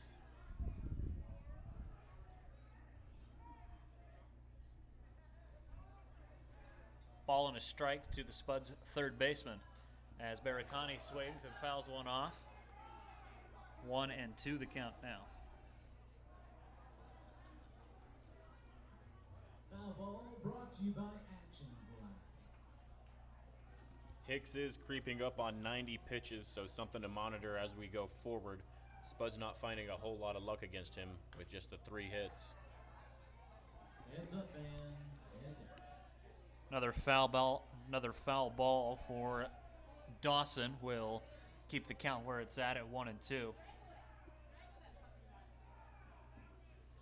Fastball swung on and tapped up the line. It'll get foul. We'll stay where we're at. 1 ball, 2 strikes to Barricani.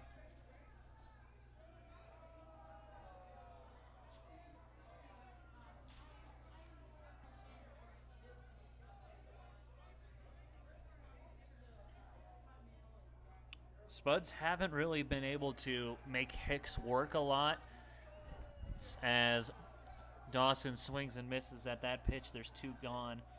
You know, you did mention that he's at night, creeping up on 90 pitches, as you said, but, you know, he's gotten to those 90 pitches very efficiently. And other than the 2nd and the 4th, the Spuds haven't been able to really get anything going here in this one.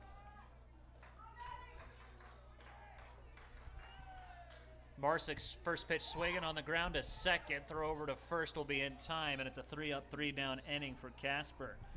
So that is now 4 straight that has been retired by the Fremont Moo. Before we'll go, we'll let you know that from the bowling alleys to the arcade, or if you just like good food, there's something for everyone here at Boomtown Blast. Located at 4370 South Poplar Street, we have 16 modern bowling lanes with projection TVs and electronic scoring that's so simple to use. Even kids can get your group set up. In the evenings, we turn the lights down and the music up for rockin' indoor fun. Grab your friends or coworkers and join a themed bowling league or club for a little competition during the week. On the weekends, we're Club Boomtown, the perfect cure for there's nothing to do in Casper. Call us at 307-333-4990 for more information, and we'll make sure you have a blast at Boomtown Blast. Spuds Baseball, you're watching on YouTube.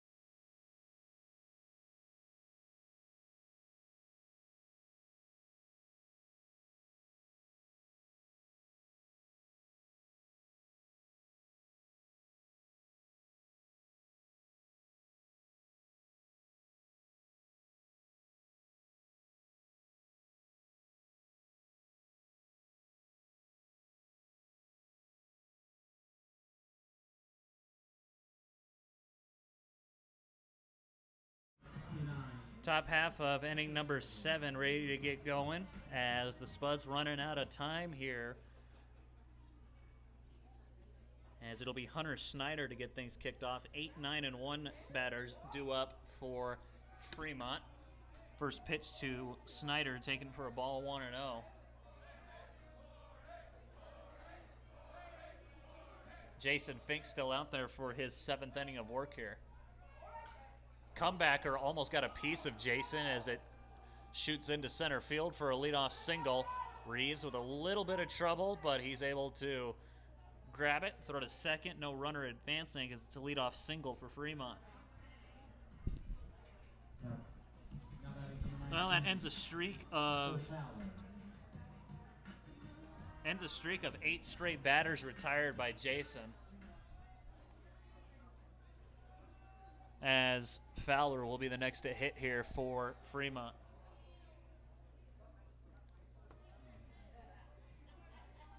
Cole Fowler might have swung at it, but it's called a ball, no appeal. 1-0 the count now to the Moo left fielder.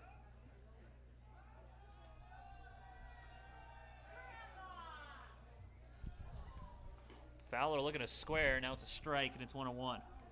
Fans, don't forget to take your empty beer cups to the troopers. They'll make a snake out of it. Good night, Irene. You know, it's never certain in baseball, but I think it is pretty certain out in Hastings. It's now 14-2 in the bottom of the 8th in favor of the Sodbusters as the bunt laid down, flipped a Stocking trying to cover. Great job by Stocking to back up Phillips to get to first as score that, you know, it's your traditional 3-4 put out as there's one gone here in the inning.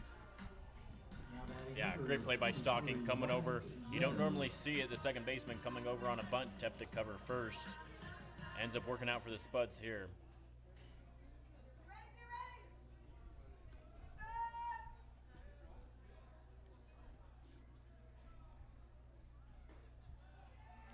Wyatt Yetter takes a look at a first pitch strike, and he's down 0-1.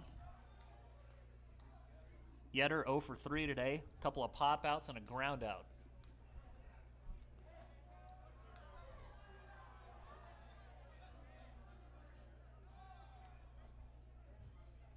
Nice breaking ball from Jason Fink. Great slider, and it's 0-2. I do know the Spuds are down here, but we are having a classic pitching duel as each team only has 3 hits. Unfortunately for the Spuds, the Moo just ball bouncing their way as they have one more run than the Spuds, but classic pitching duel here. Jason Fink keeping them in the game. 1-2 the count.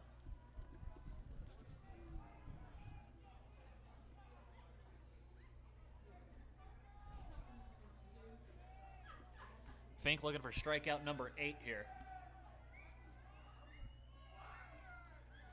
Fastball hit opposite field as it's going to bounce right past Phillips as a little bit of a weird hop results in a throw to second as he is out trying to advance a single into a double. Run does score, however, as there's 2 outs here in the top half of the 7th.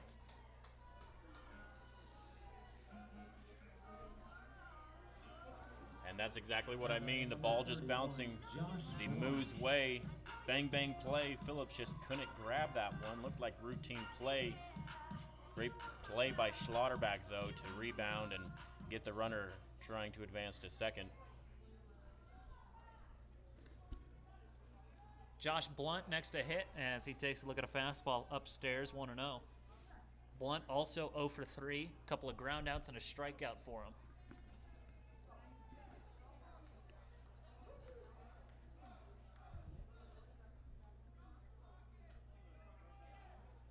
Nice fastball from Fink, catches the knees, and it's 1-1.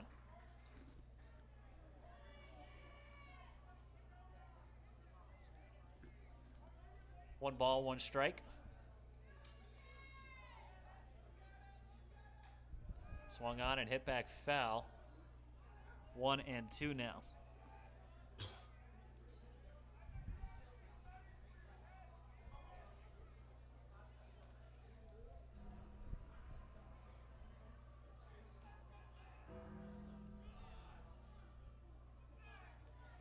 1-2. Here it comes.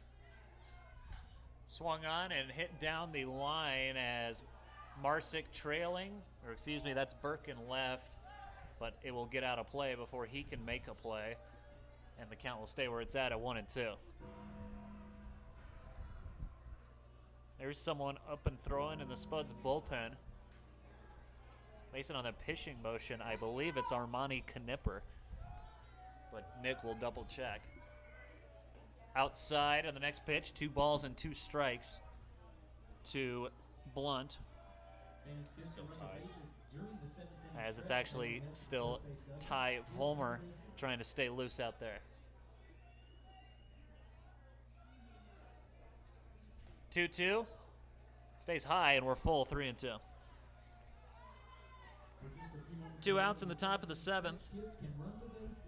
1 run home here in the 7th for the Moo, as they have a 2-run lead now. Payoff pitch from Fink. Popped up, but it'll get out of play, and we'll try again. Kids, if you want to run the bases during the 7th inning stretch, head to the first base dugout. If you want to run bases, head to the first base dugout. Other games going on. One other game up in Spearfish. The Zap taking on the Sasquatch. Top of the 7th, 5-3. Spearfish on top.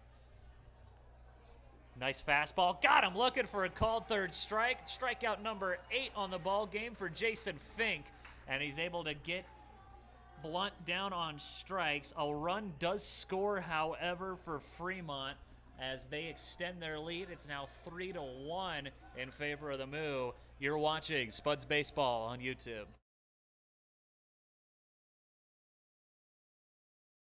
If you love ice cream like we love ice cream, you gotta love Cold Stone Creamery. We make our rich, super premium ice cream fresh in every store, every day to create the ultimate ice cream experience. Indulge in our signature creations, cakes, cupcakes, cookies, and shakes, all made with our signature ice cream, the flavors that won the hearts and taste buds of ice cream lovers around the world. So if you love fresh ice cream like we love fresh ice cream, come to Cold Stone Creamery, the ultimate ice cream experience.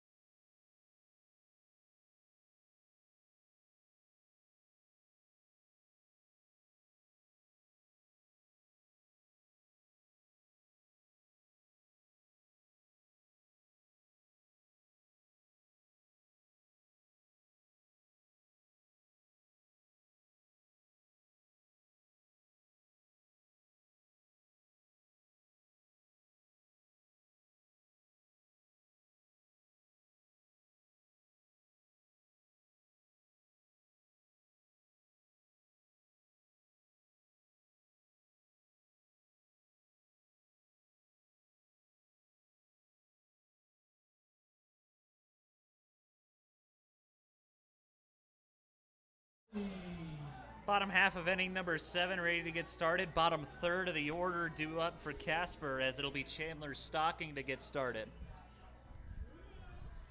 Spuds working with 9 outs left.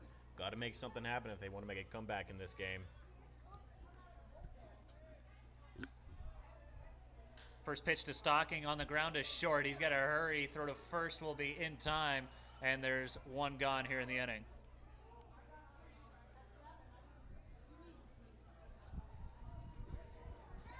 One pitch, 1 out, and here comes Kenny Jackson.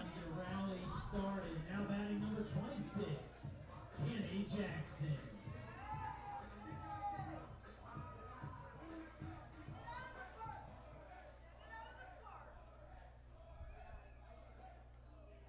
Good pitch from Hicks out there for his 7th inning of work. 0-1 the count to Kenny.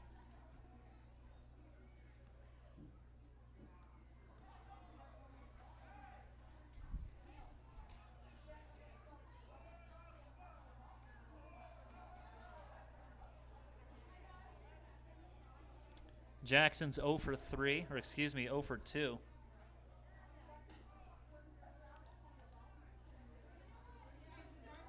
Next pitch misses, 2-1.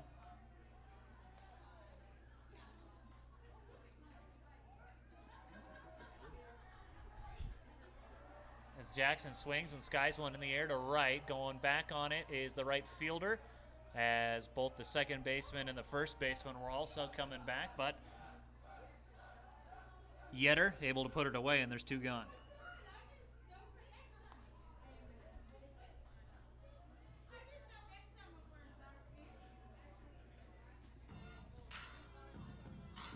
I do see one of the Spuds coaches headed down to the bullpen. Looks like Ty Volmer might be coming in to start the top of the 8th, as Fink is sitting at 104 pitches. I do believe it is going to be Ty Volmer, though. And look at this, he was up in the booth back in the 3rd inning as Wesley flat up now to hit for Casper.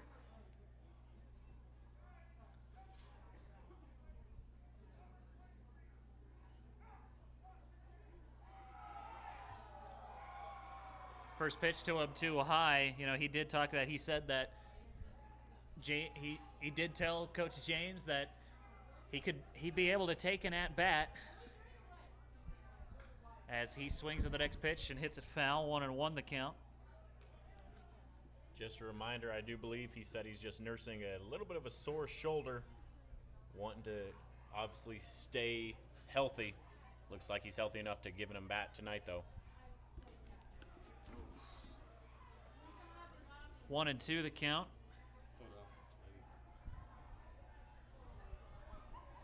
One ball, 2 strikes, 2 outs here in the inning.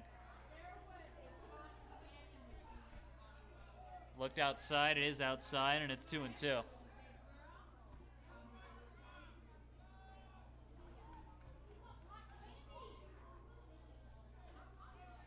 Two balls, 2 strikes, here it comes. Outside, and Flats worked it full. It's now 3-2.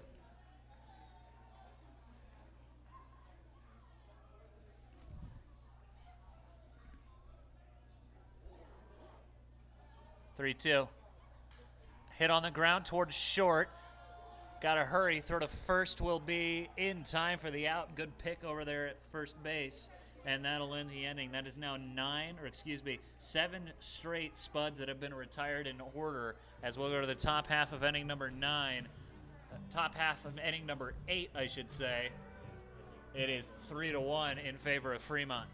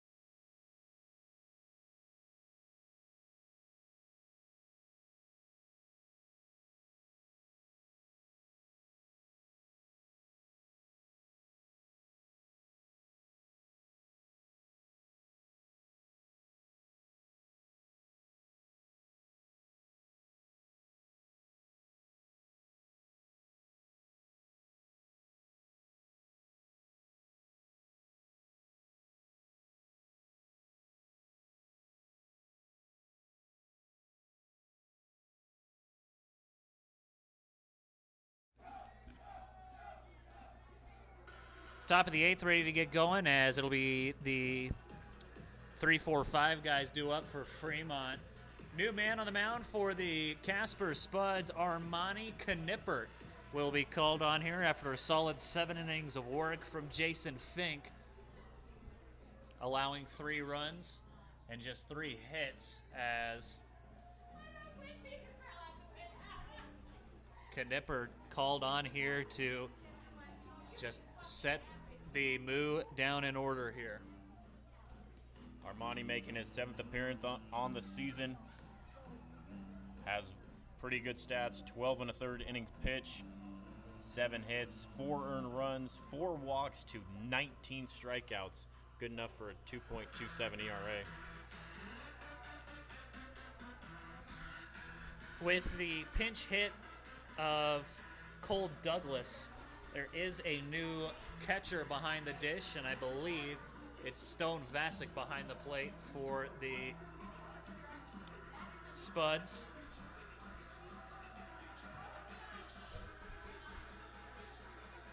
Yep, it is Stone behind the plate.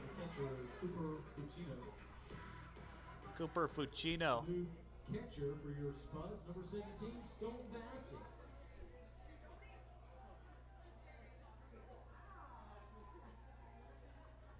As we are ready to go here.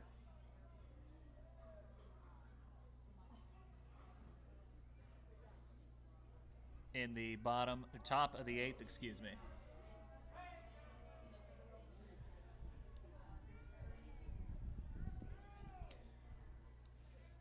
First pitch from Knipper, got it. Thought about going around, can't hold back in time, and it's 0-1 to Fuccino. Would like to point out, Logan and I did run into Stone Vasic last night. Got his name corrected. He said that his grandma emailed him about 30 times to make sure we get that correct V-A-C-E-K spelling. So shout out to Grandma Vasic. I apologize we had your grandbaby's name spelled wrong, but we did correct that for you. Ball and a strike.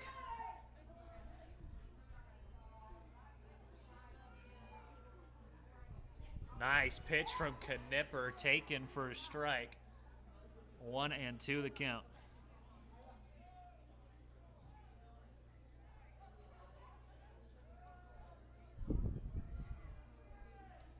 One, two. Nice fastball just behind it, foul. We'll try it again at a ball and 2 strikes. Fuccino 0 for 3 on the day, struck out and grounded out again.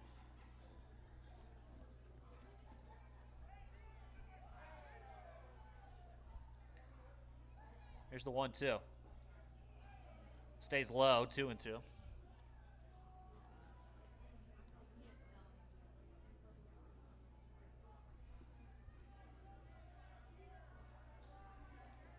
Two balls, 2 strikes. Fastball bounces to the plate, and Fuccino's worked it full. It's 3-2.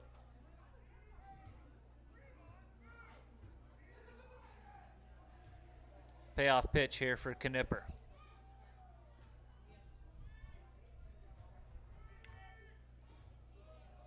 Pitch misses outside, and it's a leadoff walk for Fuccino.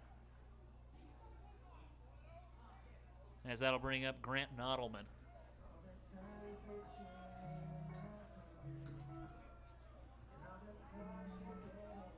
Now batting, Silver Flame Justin Bieber fan, number 13, Grant Nodelman. Nodelman 0 for 2 today with a couple of strikeouts. Drew a walk and came around to score in the 4th. First pitch, good start, and it's 0-1.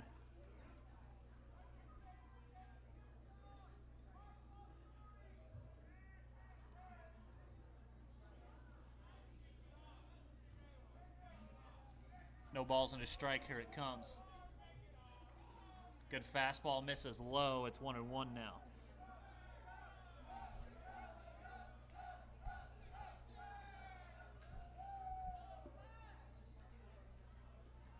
Leadoff man on first, nobody out here in the top half of the 8th. Fremont Moo on top, 3-1. Nice pitch from Knipper as it catches the outside part of the zone. 1-2.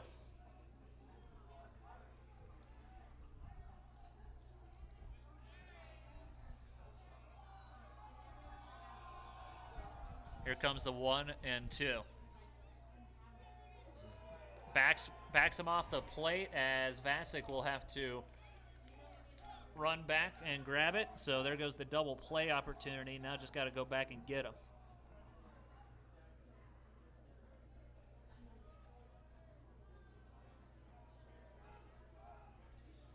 Knipper still in the driver's seat here.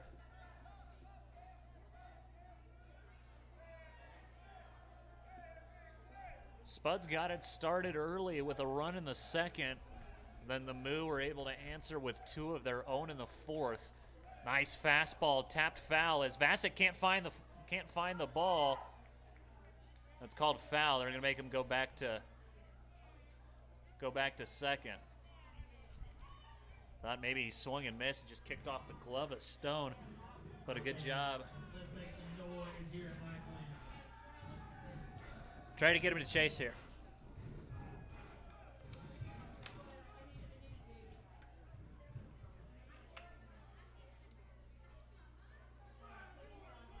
Two. Stays low. And with it being Donate Life night here at the ballpark, you've seen the Donate Life jerseys. Tell you that more than 100,000 people across the nation are waiting for a life-saving organ transplant, and in Wyoming, there's nearly 150 people on the wait list. As swing and a miss here by Nottleman. Great job by Knipper to stay locked in and get the strikeout. As it'll be Carson Burnett, excuse me. He's up to hit now.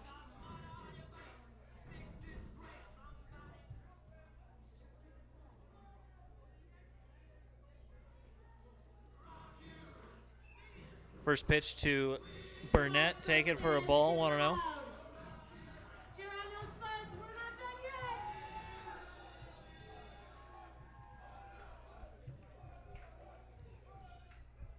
Check on the runner. Gets back safely without a throw.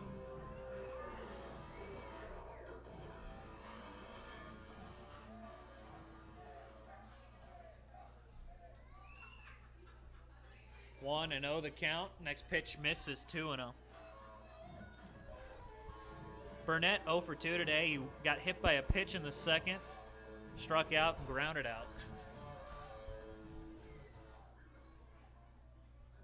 Here comes the 2-0. Catches the zone. Nice fastball from Knipper. It's 2-1 now.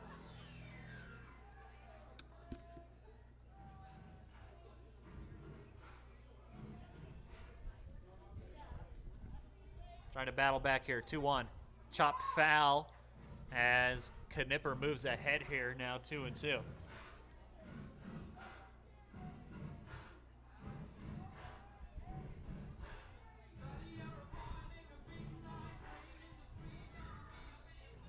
Two balls, 2 strikes. Try to get him to chase here. Look out. Doesn't have to think about swinging at that as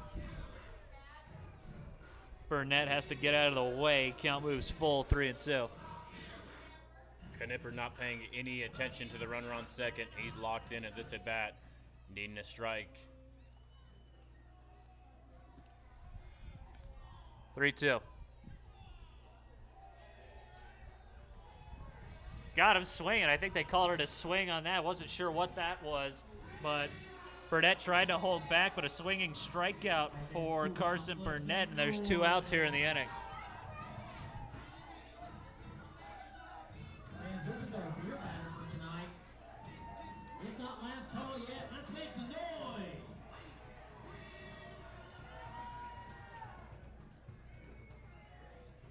Two outs now as Seth Bonner will come to the plate.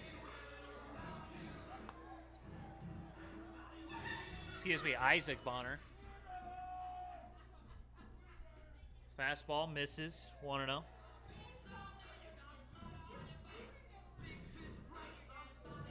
Bonner 1 for 3 today. Singled and came around to score in the 4th.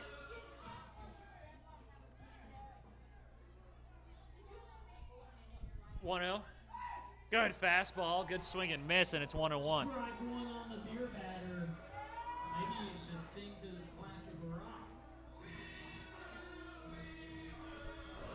1 ball, 1 strike.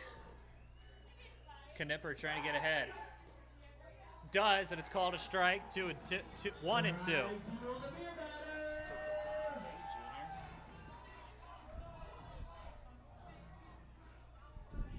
Two strikes, 2 outs. Down to the last strike of the inning here for Fremont. Swung on, popped it up. Infield coming on. It's going to be Dawson Barricani to put it away, and that will end the inning.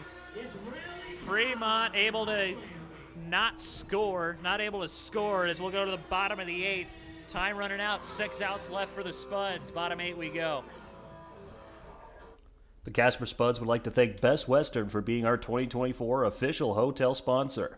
With Wi-Fi, breakfast, pet-friendly rooms, and so much more, Best Western is the best place to stay if you're trying to catch a game. You can give us a call at 307-439-2074 or log on to the Best Western website to book a room today. Be sure to ask for the Spuds rate and be treated like a king. You can find us at 123 West East Street to find a room to stay. Best Western, proud sponsor of the Spuds.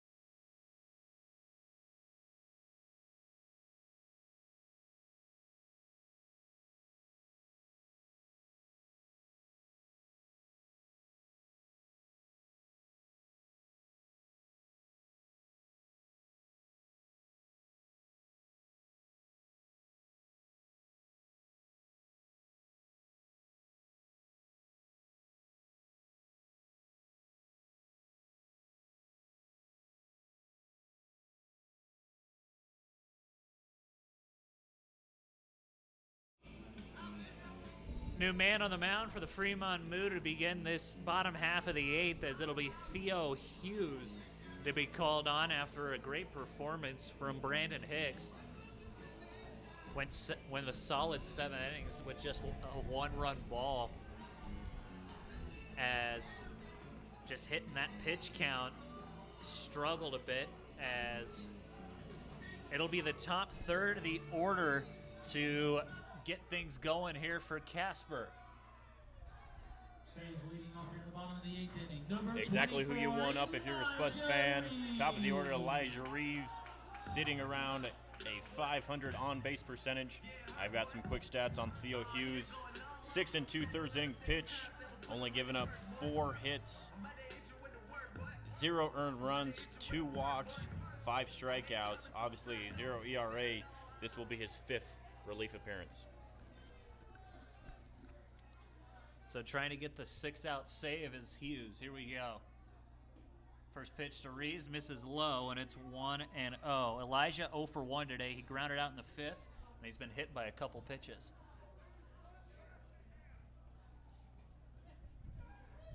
1-0 the count. Next pitch catches the zone. Ball on a strike now to the Spud center fielder.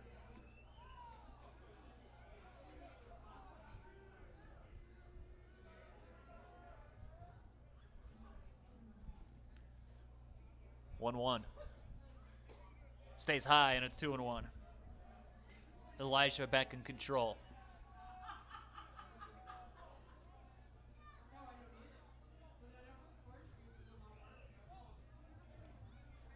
Two balls and a strike. Good fastball as Reeves just trying to wait out Hughes.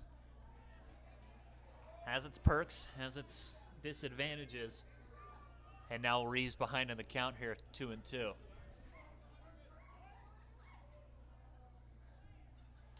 Two as Reeves had to play defense, knocks it foul, stays where we're at.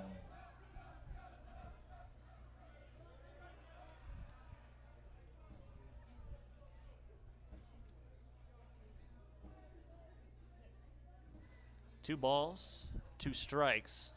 Here it comes. Chopped foul, and we'll try again, 2-2. Good job by Elijah last two pitches, just fouling it off, getting a piece of it, staying alive, trying to keep his team in it. It'd be huge if he could get on base here.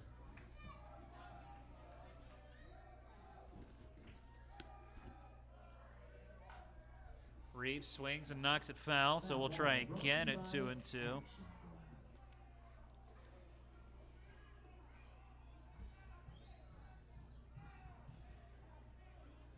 Reeves, one of the top guys. Here's a crazy stat, crazy how much they can break down baseball. In a two-strike count, and then he's seen three pitches after those two strikes as the next pitch is hit on the ground to short. Throw to first is going to get away as Reeves slips a little bit, and it's going to get out of play. So Elijah Reeves is going to get to second on the throwing error. Call it an E6 as Elijah. Tying run comes to the plate in the form of Chase Burke with Elijah Reeves on second now. Yes, Snyder, the Moo shortstop, knew he had to hustle as Elijah Reeves has ungodly speed, ends up making a poor throw. Spuds will take it. Elijah to second. Could be the start of something big here. As I was going to say, Elijah Reeves, when the count gets to two strikes, seeing three more pitches, that is now the 11th time that's happened for him, tied for second most on the team. Chase Burke up to hit. He takes a fastball too high. 1-0 the count to Chase. What a pull, Logan. Excellent stat. Excellent stat. Oh, my goodness. Here's another crazy stat. Chase Burke batting .448 with runners in scoring position. Next pitch is too high. 2-0.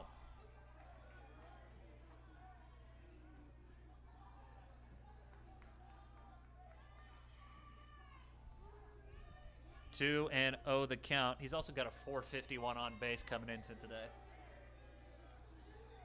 He's 0 for 2. He drew a walk back in the 5th. Outside, but called a strike, and it's 2-1. It was borderline. Probably saw that with purple and teal colored glasses, but 2-1 the count.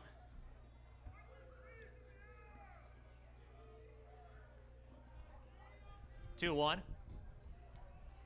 About the same spot, called a ball, 3-1. And since we are diving deep on these stats here, Chase Burke leads the team with 26 hard-hit baseballs. Hitters count all the way, 3-1. Chopper up the middle, gets right through the legs of Hughes. Throw to first will be in time as Burke is thrown out. Going for first.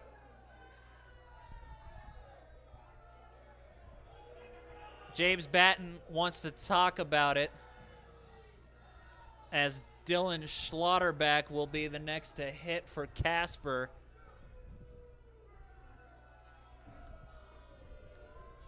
They're going to get a check. This almost never works.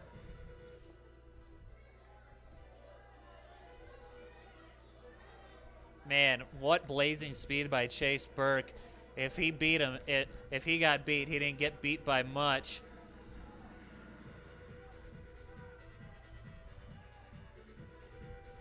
Reeves will advance to third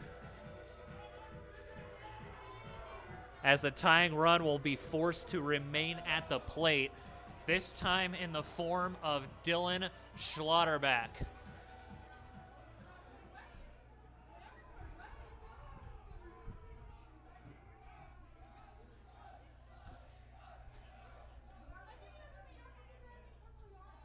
First pitch to Schlotterbeck misses low, 1-0. Now batting number 31, Dylan Schlotterbeck.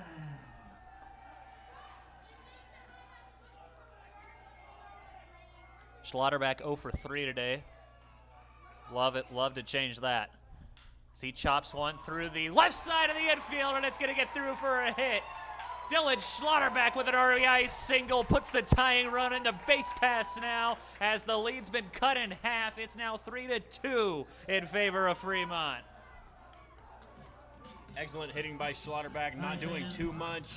He just pulls the pitch down the third base line as Bonner cannot grab it as it's a few feet in front of his glove. As Elijah Reeves scores on the play, draws the lead down to 1 for the Moo. RBI number 14 on the season for Dylan. And you want to talk about right guy, right spot. Go ahead, run in the forward. Josh Phillips as he cranks one to right. That's going to get down for a base hit. Schlotterbeck rounding second on his way to third. They're going to hold Dylan at third. Throw home will not matter as Josh Phillips, first pitch swinging into right field, and a double for him. Go ahead, run at second, tying run at third as the Spuds are rallying. And the crowd is awake, as are the Spuds bats. Great piece of hitting by who else? Josh Phillips. Coming in clutch once again.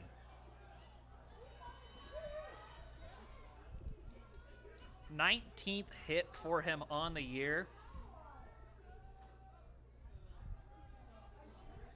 As that is the, get a look here, 19th hit and the 11th extra base hit for Josh Phillips.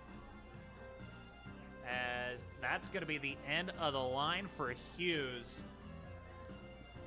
As it'll be a new pitcher for the Fremont Moo when we go, as we'll be right back. Pitching change coming up for Fremont.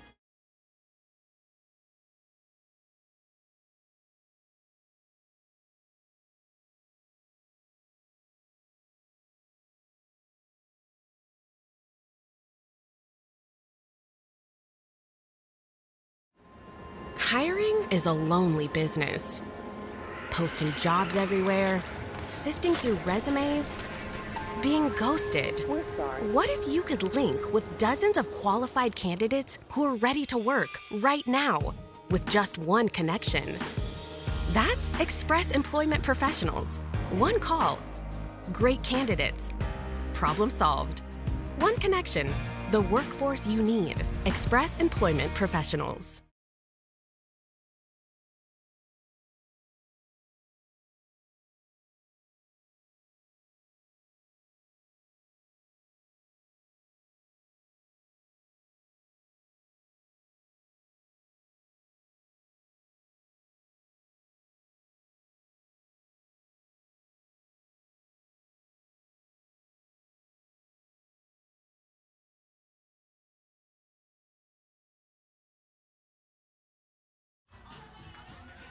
New pitcher on the mound for the Fremont Moo, as it is old friend Bobby Simmons on the mound. Of course, Bobby was a member of the Casper Spuds a year ago, and he has been called on to strand that tying run at third with only one out. Dawson Barakani, the first to greet him, as he'll ticket foul, and it's 0-1.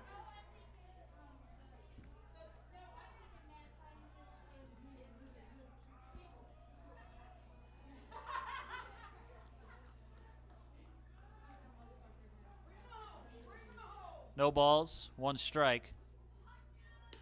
Pitch from Bobby stays outside. 1-1. I'll be quick here with Bobby's stats. He has 12 innings pitched, 5 earned runs, 5 walks, 12 strikeouts for a 2.91 ERA. Next pitch from Simmons finds the zone, and it's 1-2. Barakani 0 for 2 today, grounded into a fielder's choice in the fourth, struck out, and was hit by a pitch. hit by a pitch back in that second inning, came around to score on that as well. Next pitch to Dawson is taken for a ball, and it's 2-2.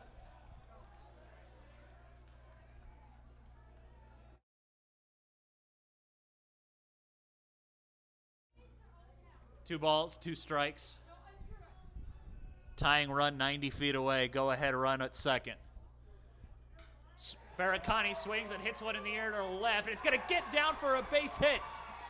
Schlotterbeck on his way home, and it's an RBI single for Dawson Baracani, and the Spuds have tied it up. It is now 3 apiece.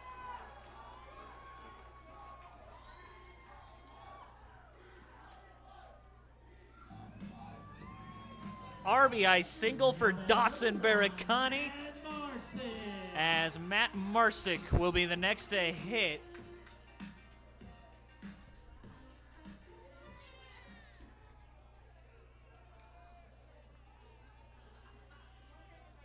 RBI number 5 on the year for Baracani, as the number 2 RBI guy on the team is at the plate. Good fastball from Simmons is swung on and missed, and it's 0-1.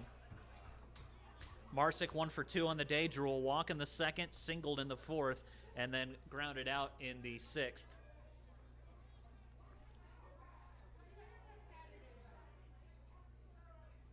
Here comes the 0-1 from Simmons. Another good fastball from Bobby Simmons, and it's 0-2. Simmons out of Katy, Texas, attends Nebraska Wesleyan over there in Lincoln.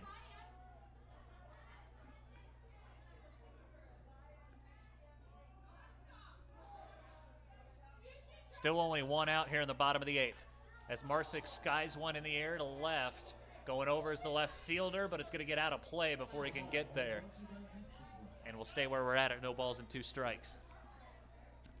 Just a reminder, with the Sodbusters winning tonight, makes this game for the Spuds all that more important, as the Sodbusters are approaching, creeping up on the Spuds' heels in the standings, I should say. Still 0-2, still 1 out here in the inning.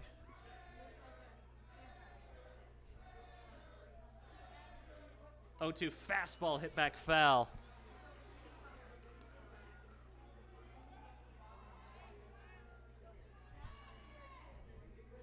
So we'll do it again, no balls and 2 strikes. 3 straight hits for the Spuds has given them the tie ball game. Next pitch from Simmons stays outside. 1-2.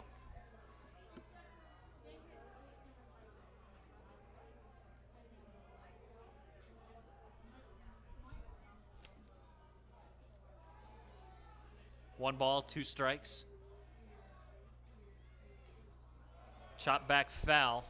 That's 1-2. Still.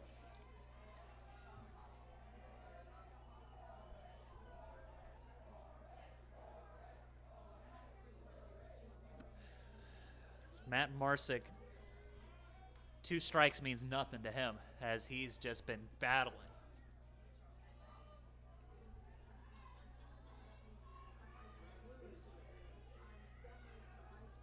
Time called by Marsick just as Bobby started his pitching motion.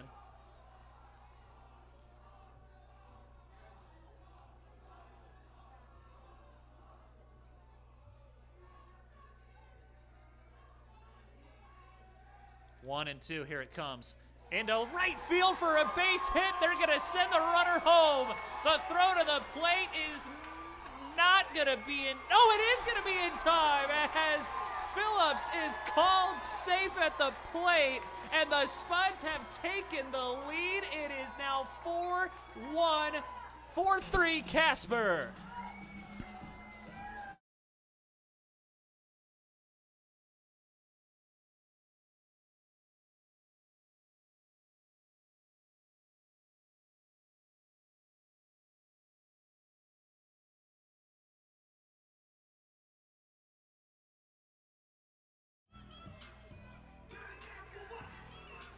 Matt Marsick with an RBI single to give the Spuds the lead.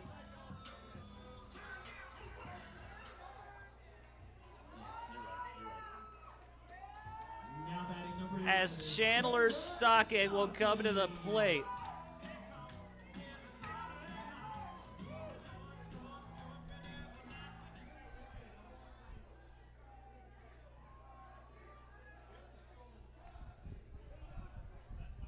First pitch fastball taken for a strike, and it's 0-1.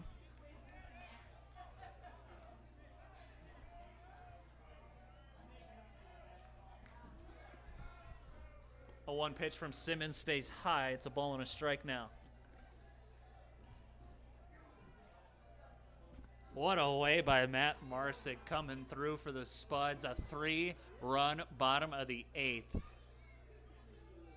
Giving the Spuds the lead now as the fastball is swung on and hit foul. Foul ball. Brought to you by Action Glass. Ball and 2 strikes now to the Spuds' second baseman. Stocking 1 for 3 on the day, singled back in the second. 1-2, got Stocking in the shoulder, and the bases are going to be loaded now with 1 away. As of right now, nobody is up in the Spuds bullpen, so it looks like Spuds will be rolling out Knipper once we get there, as he's going for the 6-out save. Once again, nobody up in the Spuds bullpen as of now.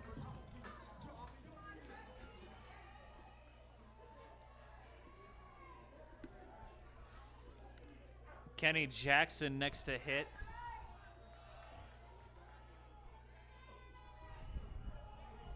As the first pitch misses for a ball, 1-0.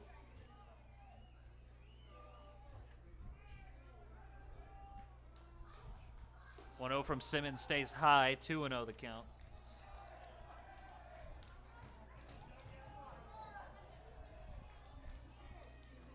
Bases loaded with only 1 out in the inning here for Casper. Already 3 home in the inning. Jackson swings and hits one high, deep, right field, and it is off the top of the wall and gone.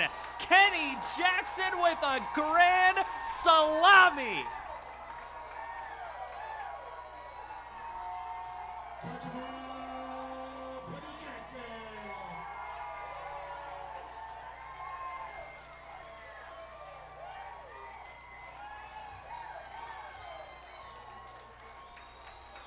Kenny Jackson with a grand slam here in the bottom half of inning number 8 as the Spuds lead it. It's now 8-3 Casper.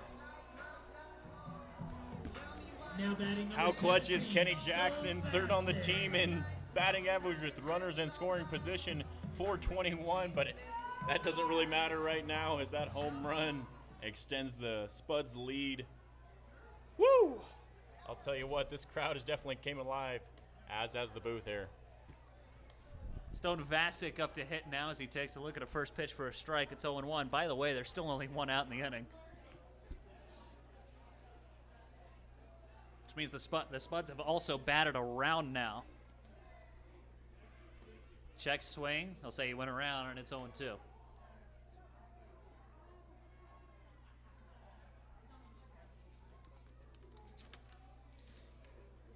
You know, every couple of times I see the R on Kenny's name, and I keep wanting to call him Reggie Jackson. We got to come up with like a Mr. nickname for him. Kenny Home Run Jackson work with you? I mean, that's definitely not bad. That's definitely not bad as Vasic swings and pops one foul. Count will stay where it's at a ball and 2 strikes.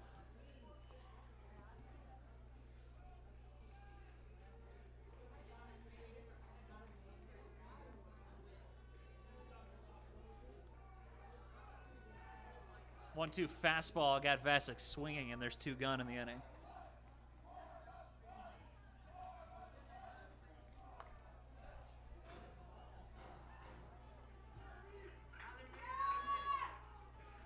Now batting number Here's the guy who got it all started as Elijah Reeves will come to the plate.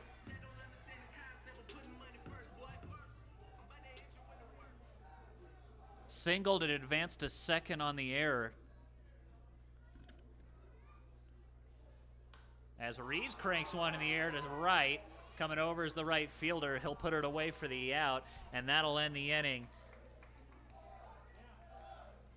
But 7 runs come across to score for the Casper Spuds as they have taken the lead now. It's now 8-3 Casper, and we'd like to let you know that with locations in 10 different cities in Wyoming, including 3 separate banks in Casper, First Interstate Bank is ready to help people with all their banking needs. Head on down to either 104 South Walcott Street or 4901 East 2nd Street. With hours from 9 to 5, there will be someone happy to assist you. First Interstate Bank, built for you, member FDIC.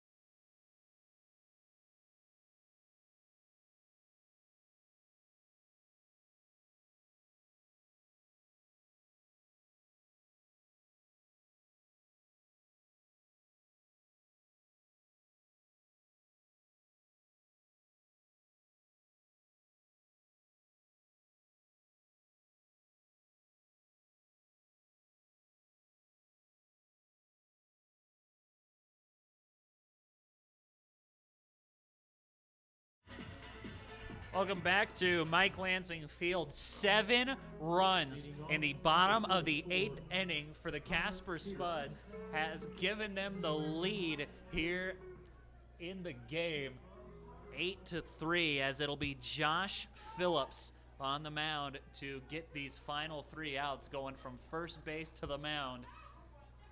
See if he can channel his inner Shohei Ohtani. Fastball misses low as Connor Peterson will be the first to greet him. 1-0 the count. For Phillips, this is his 5th appearance. He is 1-1 on save opportunities. Only 4 hits, 0 earned runs, 1 walk to 3 strikeouts, 0 ERA.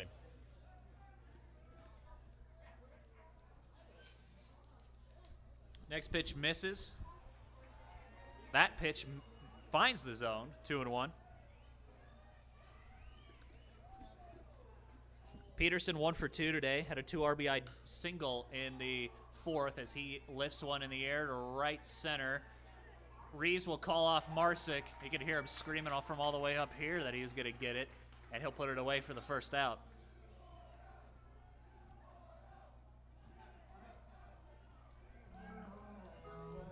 Hunter Snyder will be the next to hit here for Casper. Now batting number 29, Hunter Snyder. Snyder 1 for 2 as well. He singled and came around to score in the 7th. First pitch from Phillips is a strike, and it's 0-1.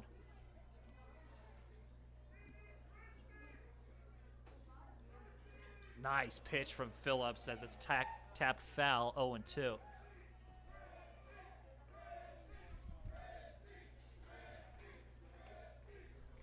No balls, 2 strikes. Phillips tried to get him to chase. He's not biting, 1-2.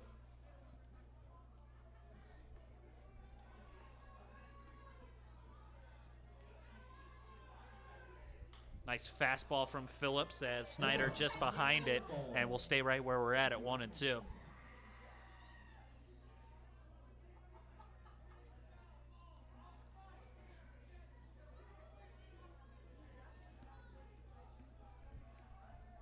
One, two. Another foul ball. Try it again. 1 ball, 2 strikes.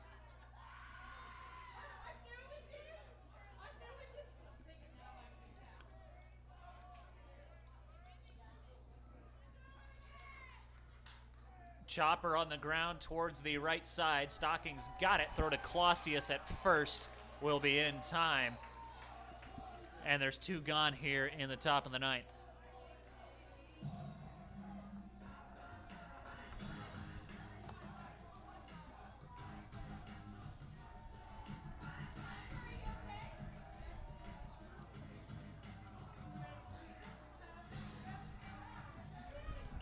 Cole Fowler will stand in as the last chance here for the Moo. Number 25. As actually it is a pinch hitter.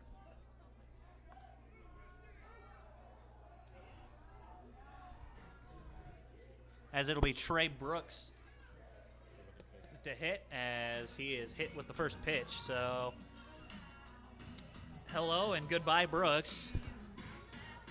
As should be Wyatt Yetter next to hit. Now batting number 23. And it will be Yetter. Yetter 1 for 4 today. 5th time through the order for the Moo now. As the fastball misses low, 1-0 the count.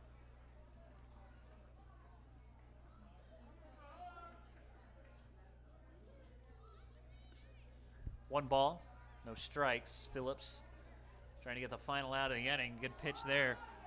1-1. Yetter 1 for 4 today, singled in the 7th. He got the RBI, was also thrown out at second, trying to extend it into a double. 1-1, bounces to the plate. Good pick by Vasic, throw to first, not in time. Fowler kind of wandering off of first a little, or excuse me, Brooks wandering off of first a little too far there. I think he thought Stone might have missed it.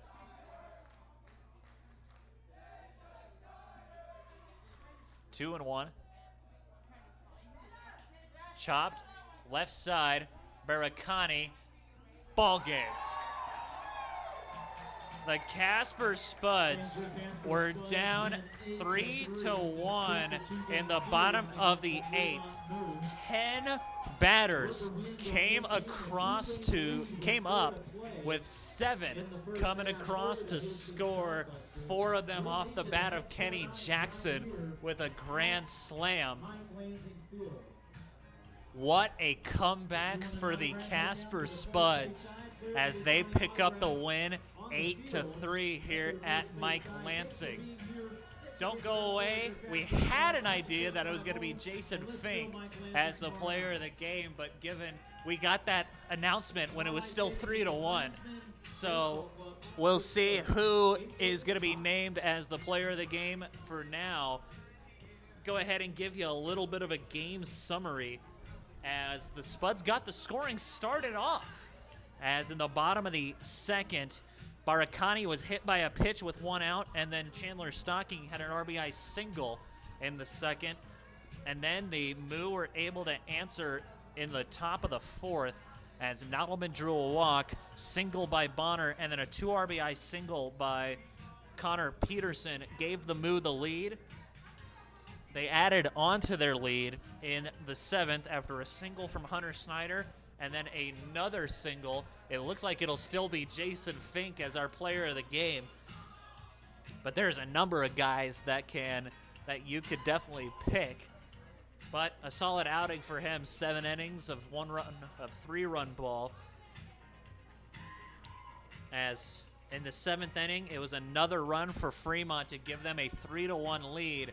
And then what an inning from the Spuds. 10 batters came to the plate in the 8th. Started things off with a single by Elijah Reeves. And then it got started. It poured on from there as the Spuds able to pick up the win 8-3. We'll take a quick break, and when we come back, Jason Fink will be ready for the interview. If you love ice cream like we love ice cream, you gotta love Cold Stone Creamery. We make our rich, super premium ice cream fresh in every store, every day to create the ultimate ice cream experience. Indulge in our signature creations, cakes, cupcakes, cookies, and shakes, all made with our signature ice cream. The flavors that won the hearts and taste buds of ice cream lovers around the world. So if you love fresh ice cream like we fresh ice cream, come to Cold Stone Creamery, the ultimate ice cream experience.